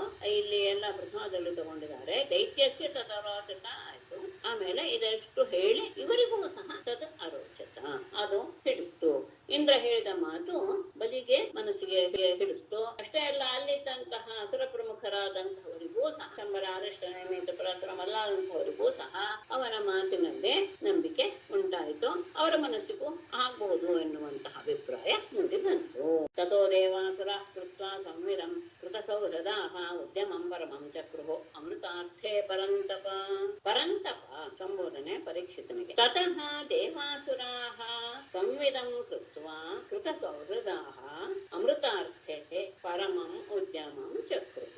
ಪರಂತಪ ಪರೀಕ್ಷಿತನೆ. ಪರಂತಪ ಅಂದ್ರೆ ಶತ್ರುಗಳನ್ನ ಪೀಡಿಸುವವನೇ, ಶತ್ರುಗಳಿಗೆ ಭಯವನ್ನು ಉಂಟು ಮಾಡುವವನೇ ಅಂತ ಅರ್ಥ ಪರಂತಪ ಅಂತ. ಅರ್ಜುನನಿಗೆ ಇದರಲ್ಲಿ ಭಗವದ್ಗೀತೆಯಲ್ಲಿ ಈ ಸಂಬೋಧನೆ ಬಂದಿದೆ. ಶತ್ರುಗಳ ಮನಸ್ಸಿನಲ್ಲಿ ಹೆದರಿಕೆಯನ್ನು ಉಂಟು ಮಾಡುವಂಥವನು. ಹರಿ ಓಂ ಮೇಡಮ್. ಅರಿಷ್ಟನೇಮಿ ಅಂತ ಹೇಳಿದ್ರಲ್ಲ, ಅರಿಷ್ಟನೇಮಿ ದೈತ್ಯನ ರಾಕ್ಷಸ? ಹೌದು, ದೊಡ್ಡದೈತಿ ನಾವು. ಅಂದ್ರೆ ನಾವು ಇವಾಗ ಶಾಂತಿ ಮಂತ್ರದಲ್ಲಿ ಶಮ್ನ ವಿಷ್ಣು ಶಂವರ್ಣ ಶಮ್ನ ಅವೆಲ್ಲ ಅರಿಷ್ಟ ನೇಮಿ ಅಂತಾನು ಹೇಳ್ತೀವಲ್ವಾ? ಶಂವರ್ಣ ಶಮ್ನ ಸಣ್ಣ ಹಿಂಗ ಬೃಹಸ್ಪತಿ ಅರಿಷ್ಟ ನೇಮಿ ಅಂತ ಬರುತ್ತೆ ಅಂತ ಅನ್ಕೊಂಡಿದ್ದೀನಿ. ನೀವು ಮಂತ್ರ ಎಲ್ಲ ಕಲ್ತಿದ್ದೀರನ? ಅಲ್ಲ, ಹೇಳೋದ್ ಕೇಳಿ ಮೇಲೆ ಬಿದ್ದಿರೋದು ಅಷ್ಟೇನೆ. ಎಲ್ಲ ಏನಾದ್ರು ಪಾರಾಯಣಗಳೆಲ್ಲ ಮಾಡುವಾಗ ಹೇಳ್ತಾರಲ್ಲ ಮನೆಯಲ್ಲಿ, ರಾಕ್ಷಸ ಇಟ್ಕೊಂಡ್ರೆ ಅವನಿಂದ ನಮಗೆ ತೊಂದ್ರೆ ಆಗದೆ ಇರಲಿ ಅಂತ ಇಟ್ಕೋಬೋದಲ್ಲ. ಹೌದಾ? ಅರಿಷ್ಟ ನೇಮಿ ಅಂತ ಎಲ್ಲ ನಾನು ಕೇಳ್ದಂಗಿಲ್ವಲ್ಲ. ಮಂತ್ರದ ಅರಿಷ್ಟ ಅನ್ನೋದಿದೆ. ಅರಿಷ್ಟ ಅಂದ್ರೆ ಕೆಟ್ಟದ್ದು. ಅರಿಷ್ಟ ಉಂಟಾಗದೆ ಇರ್ಲಿ ಅಂತ ಹೇಳೋದು ಓಕೆ. ಅರಿಷ್ಟ ನೇಮಿ ಶಬ್ದನೆಲ್ಲೂ ಮಂತ್ರದಲ್ಲಿ ಕೇಳ್ದಂಗಿಲ್ಲ. ಗೊತ್ತಿಲ್ಲ. ನೋಡ್ಬಿಟ್ಟು ಸರಿ ಇದ್ರೆ ಮಂತ್ರದ ಭಾಗವನ್ನು ತಗೊಂಡು ಅರ್ಥ ಮಾಡೋಣ. ಪರಂತಪ ಪರೀಕ್ಷಿತನೆ. ತತ್ರಹ ಬಳಿಕ ದೇವಾಸುರಾಹ ದೇವತೆಗಳು ಮತ್ತು ಅಸುರರು ಸಂವಿದಂ ಕೃತ್ವ, ಸಂವಿದ ಅಂದರೆ ಇದು ಒಪ್ಪಂದವನ್ನು ಮಾಡಿಕೊಂಡು, ಕೃತ ಸೌಹೃದಾಹ ಪರಸ್ಪರ ಸ್ನೇಹವನ್ನ ಬೆಳೆಸಿಕೊಂಡು, ಅಂದ್ರೆ ಪ್ರೀತಿಯ ಭಾವವನ್ನ ಉಂಟು ಮಾಡಿಕೊಳ್ತಾ, ಅಮೃತಾರ್ಥೆ ಅಮೃತವನ್ನ ಪಡೆಯುವುದಕ್ಕೋಸ್ಕರ ಪರಮಂ ಉದ್ಯಮಂ ಅತ್ಯಂತ ಉತ್ತಮವಾದಂತಹ ಅತ್ಯಂತ ದೃಢವಾದಂತಹ ಪ್ರಯತ್ನವನ್ನ ಚಕ್ರುಹು ಮಾಡಿದ್ರು. ದೇವಾಸುರರು ಪರಸ್ಪರ ಒಪ್ಪಂದ ಮಾಡಿಕೊಂಡ್ರು. ಏನು ಸಿಕ್ಕಿದ್ರಲ್ಲಿ ಎಲ್ರಿಗೂ ಎಲ್ಲಾ ಪಾಲು ಇದೆ ಇತ್ಯಾದಿ ಎಲ್ಲ ರೀತಿಯಾದಂತಹ ಒಪ್ಪಂದ ಮಾಡಿಕೊಂಡು ಪರಸ್ಪರ ಸ್ನೇಹವನ್ನು ಬೆಳೆಸ್ಕೊಂಡಂತಹ ಅವರು ಅಮೃತವನ್ನು ಪಡೆಯೋದಕ್ಕೆ ಎಂತೆಂತಹ ದೊಡ್ಡ ಪ್ರಯತ್ನ ಆಗಬೇಕೋ ಅದೆಲ್ಲವನ್ನು ಸಹ ಆರಂಭ ಮಾಡಿದರು. ತತಸ್ತೆ ಬಂದರಗಿರಿಂ ಓಜಸೋತ್ಪಾಟ್ಯ ದುರ್ಮದಾಹ ನರಂತವದಧಿಂ ನೆನ್ಯುಃ ಶಕ್ತಃ ಪರಿಘಭಾವಃ ಪರಿಘಭಾಹವಃ. ತತಃ ದುರ್ಮದಾಹ ಪರಿಘಭಾವಃ ಬಾಹವಃ ಶಕ್ತಾಃ ತೇ ಓಜಸಾ ಮಂದರಗಿರಿಂ ಉಪಾಟ್ಯ ನದಂತಃ ಉದಧಿಂ ನಿನ್ಯುಃ. ತತಃ ಬಳಿಕ ದುರ್ಮದಾಹ ಬಲದಿಂದ ಅಹಂಕಾರವನ್ನು ಹೊಂದಿರುವ ಪರಿಘ ಭಾವ ಬಾಹವಃ. ಪರಿಘ ಅನ್ನೋದು ಒಂದು ಆಯುಧ. ಅದು ಹೇಗೆ ಇರುತ್ತೆ ಅಂದ್ರೆ ಈ ಸೋರೆಕಾಯಿ ಸ್ವಲ್ಪ ಗಮನಿಸಿ ತಂದ್ಕೊಳ್ಳಿ, ಹಾಗೆ ಇರುತ್ತೆ. ಅದು ಕೈಯಲ್ಲಿ ಹಿಡ್ಕೊಳ್ಳೋ ಜಾಗ ಸ್ವಲ್ಪ ಸಣ್ಣದಾಗಿರುತ್ತೆ. ಮೇಲೆ ಅದೇ ತರ ವರ್ತುಲಾಕಾರದಲ್ಲಿ ಇರುತ್ತೆ. ಅದ್ರಲ್ಲಿ ಒಂದೊಂದು ಏಟ್ ಕೊಟ್ರು ಸಾಯೋದಂತೂ ನಿಶ್ಚಿತ ಎದುರಿಗಿರೋದು. ಅದು ಆ ರೀತಿಯ ಪರಿಘದ ಹಾಗೆ ಬಾಹುಗಳನ್ನು ಹೊಂದಿರುವ ತೋಳೆ ಹಾಗಿತ್ತು ಅಂತ. ಅವರಿಗೆ ಆಯುಧ ಬೇಡ, ಆ ತೋಳೆ ಸಾಕಾಯಿತು, ಎಲ್ಲರನ್ನು ನಾಶ ಅಂತಹ ಶಕ್ತಾಹ ಶಕ್ತಿವಂತರಾದಂತಹ ತೇ ಅವರೆಲ್ಲರೂ ಸಹ, ಎಲ್ಲರೂ ದೇವತೆಗಳು ದಾನವರು ಎಲ್ಲರೂ ಸಹ ಓಜಸ ತಮ್ಮ ಪರಾಕ್ರಮದಿಂದ ಮಂದರಗಿರಿ ಉತ್ಪಾಟ್ಯ ಮಂದರ ಪರ್ವತವನ್ನ ಕಿತ್ತರು. ಗಮನಿಸ್ಕೊಳ್ಳಿ, ಮಂದರ ಪರ್ವತವನ್ನ ಕಿತ್ತರು. ಅಷ್ಟು ಸಾಮರ್ಥ್ಯ ಇತ್ತು ದೇವತೆಗಳಿಗೆ ಮತ್ತು ದಾನವರಿಗೆ, ವಿಶೇಷವಾಗಿ ದಾನವರಿಗೆ. ಅವರಲ್ಲಿ ಆ ರೀತಿಯಾದಂತಹ ಶಕ್ತಿ ತೋಳ್ಬಲ ತುಂಬಾ ಇತ್ತು. ಎಲ್ಲರೂ ಸೇರಿ ಮಂದರ ಪರ್ವತವನ್ನೇ ಕಿತ್ತರು. ಅಲ್ಲಿಂದ ಕಿತ್ತು ನರಂತಹ ಗರ್ಜನೆ ಮಾಡ್ತಾ ಅದನ್ನ ಎತ್ಕೊಂಡು ಉದಧಿಂ ನಿನ್ನುಹು ಸಮುದ್ರದ ಕಡೆಗೆ ಹೊರಟರು. ಮಂದರ ಪರ್ವತವನ್ನ ಕಿತ್ಕೊಂಡು ಎಲ್ಲರೂ ಸಹ ಅದನ್ನು ಹೊತ್ಕೊಂಡು ಎಲ್ಲರೂ ಗರ್ಜನೆ ಮಾಡ್ತಾ ಸಮುದ್ರದ ಕಡೆಗೆ ದೂರಭಾರೋದ್ವಹ ಶ್ರಾಂತಾಃ ಶಕ್ರವೈರೋಚನಾದಯಃ ಪಾರಯಂತಸ್ತಮೋಡುಂ ವಿವಶಾ ವಿಜಹಪತಿ. ಆರಂಭದಲ್ಲಿ ಎಲ್ಲರಿಗೂ ಆರಂಭ ಶೂರ್ಯ ಅಲ್ವ. ದೂರಭಾರೋದ್ವಹ ಶ್ರಾಂತಾಃ ಶಕ್ರವೈರೋಚನಾದಯಃ ಓಢುಂ ಪಾರಯಂತಃ ವಿವಶಾಃ ತಂ ಪಥಿ ವಿಜಹುಃ. ದೂರ ಭಾರ ಉದ್ವಹ ಶ್ರಾಹ ಮಂದರ ಪರ್ವತ ಅದೇನು ಕಡಿಮೆ ಭಾರವೇ ಅಷ್ಟೇ ಅಲ್ಲ, ಅಲ್ಲಿಂದ ಕ್ಷೀರ ಸಮುದ್ರದವರೆಗೂ ತಗೊಂಡು ಹೋಗ್ಬೇಕು. ಅದು ಬಹಳ ದೂರದಲ್ಲಿದೆ. ಹೀಗೆ ಬಹಳ ದೂರದಲ್ಲಿರುವಂತಹ ಅತ್ಯಂತ ಭಾರತವನ್ನ ಹೊರತು ಬಳಲಿದಂತಹ ಶಕ್ರವೈರೋಚನಾದಯ ಇಂದ್ರಬಲಿ ಮೊದಲಾದವರೆಲ್ಲರೂ ಸಹ ಓಡುಂ ಆ ಪರ್ವತವನ್ನು ಹೊರಲು ಅಪಾರಯಂತಹ ಸಮರ್ಥರಾಗಿ ವಿವಶಾಹ ಅಂದ್ರೆ ಏನು ಮಾಡೋದೇ ಗೊತ್ತಾಗ್ಲಿಲ್ಲ ಅವರ ಆ ಕ್ಷೀಣತೆಗೆ ಅವರು ವಶರಾಗಿ, ಅಂದ್ರೆ ಇನ್ನಾಗೋದೇ ಇಲ್ಲ ಎನ್ನುವಂತಹ ಪರಿಸ್ಥಿತಿಗೆ ಬಂದು ತಂ ಪಥಿ ವಿಜಹು ಅದನ್ನ ದಾರಿಯೇ ಇಟ್ಬಿಟ್ರಲ್ಲ, ಅದು ಇಟ್ಬಿಟ್ರು ಅಂದ್ರೆ ಕೈ ಬಿಟ್ರು ಅಂತ ಅರ್ಥ. ಅದು ದಪ್ಪ ಅಂತ ಬಿತ್ತು. ಅತ್ಯಂತ ದೂರದಲ್ಲಿರುವಂತಹ ಕ್ಷೀರ ಸಮುದ್ರ ಅಷ್ಟೇ ಅಲ್ಲ, ಅತ್ಯಂತ ಭಾರವಾಗಿರುವಂತಹ ಮಂದರ ಪರ್ವತ ಇದನ್ನ ಹೊರದರಲ್ಲಿ ಎಲ್ಲರೂ ಸಹ ಬಳಲಿ ಹೋದರು. ಇಂದ್ರ ಬಲಿ ಎಲ್ಲ ಸಮರ್ಥರಾದಂತಹವರು ಸಹ. ಹಾಗೆ ಅದನ್ನ ಹೊರಕ್ಕೆ ಆಗದೆ ಇದ್ದಾಗ ಅಂದ್ರೆ ಅವರಿಗೇ ಗೊತ್ತಾಗದೆ ಅವರು ಅದನ್ನ ದಾರಿಯಲ್ಲಿ ಇಟ್ಟು ಬಿಟ್ರು. ವಿಜಹುಹು ಅಂದ್ರೆ ಬಿಟ್ಟರು ಅಂತ ಅರ್ಥ. ಕೈ ಅಂತ ಅದನ್ನು ನಿಪತನ್ಗಿರಿಸ್ತತ್ರ ಬಹೂನ ಮರದಾನವಾನ್ ಚೂರ್ಣಯಾಮಾಸ ಮಹತಾ ಭಾರೇಣ ಕನಕಾಚಲಃ. ಅದು ಇದ್ದಿದ್ದೇ ಸರಿ, ಅದು ಬಿದ್ದಿದ್ದಕ್ಕೆ ಅದ್ರ ಕೆಳಗಿರುವಂತಹ ಎಲ್ಲರೂ ಸಹ ಹರಹರ ಅಂತ. ತತ್ರ ನಿಪತನ್ ಸಹ ಗಿರಿಹಿ ಕಾಚಲಃ ಮಹತಾ ಭಾರೇಣ ಬಹೂನ್ ಅಮರ ದಾನವಾನ್ ಚೂರ್ಣಯಾಮ. ತತ್ರ ಆ ಸಂದರ್ಭದಲ್ಲಿ ನಿಪತನ್ ಕೆಳಗೆ ಬೀಳ್ತಾ ಇರುವಂತಹ ಸಹಗಿರಿಹಿ ಕನಕಾಚಲಃ ಆ ಮಂದರಕರು ಮಹತಾ ಭಾರೇಣ ತನ್ನ ಅತ್ಯಧಿಕವಾದಂತಹ ಭಾರದಿಂದ ಬಹೂನ್ ಅಮರ ದಾನವಾನ್ ಅತ್ಯಂತ ಹೆಚ್ಚಿನ ಸಂಖ್ಯೆಯ ದೇವತೆಗಳನ್ನು ದಾನವರನ್ನು ಚೂರ್ಣಯಾಮ ಚೂರ್ ಚೂರ್ ಮಾಡಿ ಹಾಕ್ತು. ಎಲ್ಲ ಅಲ್ಲೇ ಇತ್ರಲ್ಲ, ಅವ್ರ ಮೇಲೆ ಬಿತ್ತದು ಪರ್ವತ. ಎಲ್ಲರೂ ಸಹ ಸುಮಾರು ಜನ ಪರಲೋಕಕ್ಕೆ ಹೋದ್ರು. ಯಾವ ಪರ್ವತವನ್ನ ಕೈಯಿಂದ ಬಿಟ್ಬಿಟ್ರು ಆವಾಗ ಅದರ ಭಾರಕ್ಕೆ ಕೆಳಗೆ ಸಿಕ್ಕಿಕೊಂಡಂತಹ ಅನೇಕ ಜನ ದೇವತೆಗಳು ದಾನವರು ಎಲ್ಲರೂ ಸಹ ಹುಚ್ಚುನೂರಾದರು. ಆಗ ತಾಂಸ್ತಥಾ ಭಗ್ನ ಮನಸಃ ಭಗ್ನ ಬಾಹೂರು ಕಂಧರಾನ್ ವಿಜ್ಞಾಯ ಭಗವಾನ್ ತತ್ರ ಬಭೂವ ಗರುಡಧ್ವಜಃ ಅಂತೆ. ಪಾಪ ಪರಮಾತ್ಮನೇ ಬಂದ. ತಥಾ ಭಗ್ನ ಮನಸಃ ಭಗ್ನ ಬಾಹೂರು ಕಂಧರಾನ್ ತಾನ್ ವಿಜ್ಞಾಯ ಭಗವಾನ್ ಗರುಡಧ್ವಜಃ ತತ್ರ ಬಭೂವ. ತಥಾ ಆ ರೀತಿಯಾಗಿ ಭಗ್ನ ಮನಸಃ ಒಟ್ಟು ನಮ್ ಕೆಲಸ ಎಲ್ಲ ಆಗೋದಿಲ್ಲ ಎನ್ನುವ ರೀತಿಯಲ್ಲಿ ಮನಸ್ಸು ಸಹ ಪೂರ್ತಿ ಏನು ಕ್ಷೋಭೆಗೊಂಡಿತ್ತು. ಅಷ್ಟೇ ಅಲ್ಲ, ಭಗ್ನ ಬಾಹೂರು ಕಂಧರ ಎಲ್ಲರ ತೋಳು ತೊಡೆ ಕುತ್ತಿಗೆ ಎಲ್ಲವೂ ಸಹ ಮುರಿದು ಹೋಗಿತ್ತು. ಅಂತಹ ತಾನ್ ಅವರನ್ನ ವಿಜ್ಞಾಯ ಅವರಿಗಾದಂತಹ ಈ ಪರಿಸ್ಥಿತಿಯನ್ನ ತಿಳಿದು ಭಗವಾನ್ ಗರುಡಧ್ವಜ ಪರಮಾತ್ಮ ಪುರುಷೋತ್ತಮನು ತತ್ರ ಬಭೂವ ಅಲ್ಲಿ ಪ್ರತ್ಯಕ್ಷನಾದ. ಎಲ್ಲರೂ ಆ ಪರ್ವತದ ಕೆಳಗೆ ಸಿಕ್ಕಿ ಹಾಕಿಕೊಂಡು ತಮ್ಮ ತಮ್ಮ ಅವಯವಗಳನ್ನೆಲ್ಲ ಮುಳ್ಕೊಂಡಿದ್ದಾರೆ. ಮನಸ್ಸು ಸಹ ಇನ್ನೇನು ನಮ್ಮ ಕೈಲೇನು ಆಗೋಲ್ಲ ಎನ್ನುವಂತಹ ಭಾವದಿಂದ ಮುರಡಿ ಹೋಗಿದೆ. ಈ ರೀತಿಯಾಗಿರುವಂತಹ ಅಲ್ಲಿಯ ಪರಿಸ್ಥಿತಿಯನ್ನು ತಿಳಿದಂತಹ ಪರಮಾತ್ಮ ಎಲ್ಲರೆದುರಿಗೂ ಸಹ ಅವನು ಅಲ್ಲಿ ಪ್ರತ್ಯಕ್ಷನಾದ. ಎಲ್ಲ ಗಿರಿಪಾದ ವಿನಿಷ್ಪಿಷ್ಟಾನ್ ವಿಲೋಕ್ಯ ಮರದಾನಮಾಶಯ ಜೀವಯಾಮಾಸ ನಿರ್ಜರಾನ್ ನಿರ್ವರಣಾನ್ ಯಥಾ. ಗಿರಿಪಾದ ವಿನಿಷ್ಪಿಷ್ಟಾನ್ ಅಮರದಾನವಾನ್ ವಿಲೋಕ್ಯ ಯಥಾ ನಿರ್ಜರಾನ್ ನಿರ್ವರಣಾನ್ ಈಕ್ಷಯ ಜೀವಯಾಮಾಸ. ಗಿರಿಪಾದ ವಿನಿಷ್ಪಿಷ್ಟಾನ್ ಪರ್ವತವು ಬಿದ್ದಿದ್ದರಿಂದ ಅದರ ಅಡಿಗೆ ಸಿಕ್ಕಿ ಹಾಕಿಕೊಂಡಂತಹ ಅಮರದಾನವಾನ್ ವಿಲೋಕ್ಯ ದೇವತೆಗಳ ಅವನು ಯಥಾ ಹೇಗೆ ನಿರ್ಜರಾನ್ ನಿರ್ವರಣಾನ್ ಹೇಗೆ ಅವರು ತಮ್ಮ ಸಂಕಟದಿಂದ ಮತ್ತು ಗಾಯದಿಂದ ಮುಕ್ತರಾಗ್ತಾರೋ ಆ ರೀತಿಯಾಗಿ ಅವರನ್ನ ಮಾಡೋದಕ್ಕೋಸ್ಕರ ಈ ಕ್ಷಯ ತನ್ನ ದೃಷ್ಟಿಯಿಂದಲೇ ಜೀವಯಾಮಾಸ ಅವರೆಲ್ಲರನ್ನೂ ಸಹ ಬದುಕಿಸಿದ. ಅಂದ್ರೆ ಎಲ್ಲರಿಗೂ ಸಹ ಅವರವರ ಹಿಂಸೆ ಏನಿತ್ತು ಅದೆಲ್ಲವೂ ಹೋಗುವ ರೀತಿಯಲ್ಲಿ ತನ್ನ ದೃಷ್ಟಿಯಿಂದಲೇ ಅವರೆಲ್ಲರನ್ನೂ ಸಹ ಬದುಕಿಸಿದ. ಪ್ರಾಣ ಹೋಗುವ ಸ್ಥಿತಿಯಲ್ಲಿ ಇದ್ರಲ್ಲ ಎಲ್ಲ ಆ ರೀತಿಯಾದಂತಹ ಅವಸ್ಥೆಯಲ್ಲಿರುವಂತಹ ದೇವತೆಗಳನ್ನ ದಾನವನ್ನು ಪರಮಾತ್ಮ ಎಲ್ಲರೂ ಸಹ ತಮ್ಮ ತಮ್ಮ ಮೊದಲಿನ ಅವಸ್ಥೆಗೆ ಬರುವ ರೀತಿಯಲ್ಲಿ ಅವರನ್ನ ತನ್ನ ದೃಷ್ಟಿಯಿಂದಲೇ ಮತ್ತೆ ಬದುಕುವ ಹಾಗೆ ಅಥವಾ ಗಾಯರಹಿತರಾಗಿ ವೇದನಾರಹಿತರನ್ನಾಗಿ ಮಾಡಿದ. ಆಮೇಲೆ ಗಿರಿಂಚಾರೋಪ್ಯ ಗರುಡೆ ಹಸ್ತೇನೈಕೇನ ಲೀಲಯ ಆರೋಗ್ಯ ಪ್ರಯಯವು ಸುರಾಸುರಗಣ ವೃತಃ. ಅಷ್ಟೇ ಅಲ್ಲ, ಇವ್ರುಗಳಿಗೆಲ್ಲ ಆಗಲ್ಲ ಅನ್ನೋದು ಗೊತ್ತಾಯ್ತು ಅವ್ನಿಗೆ. ಏಕೇನ ಹಸ್ತೇನ ಲೀಲಯ ಗಿರಿಂಚ ಗರುಡೆ ಆರೋಗ್ಯ ಆರುಹ್ಯ ಸುರಾಸುರ ಗಣೈಃ ವೃತಃ ಅಬ್ಧಿಂ ಪ್ರಯಯೌ.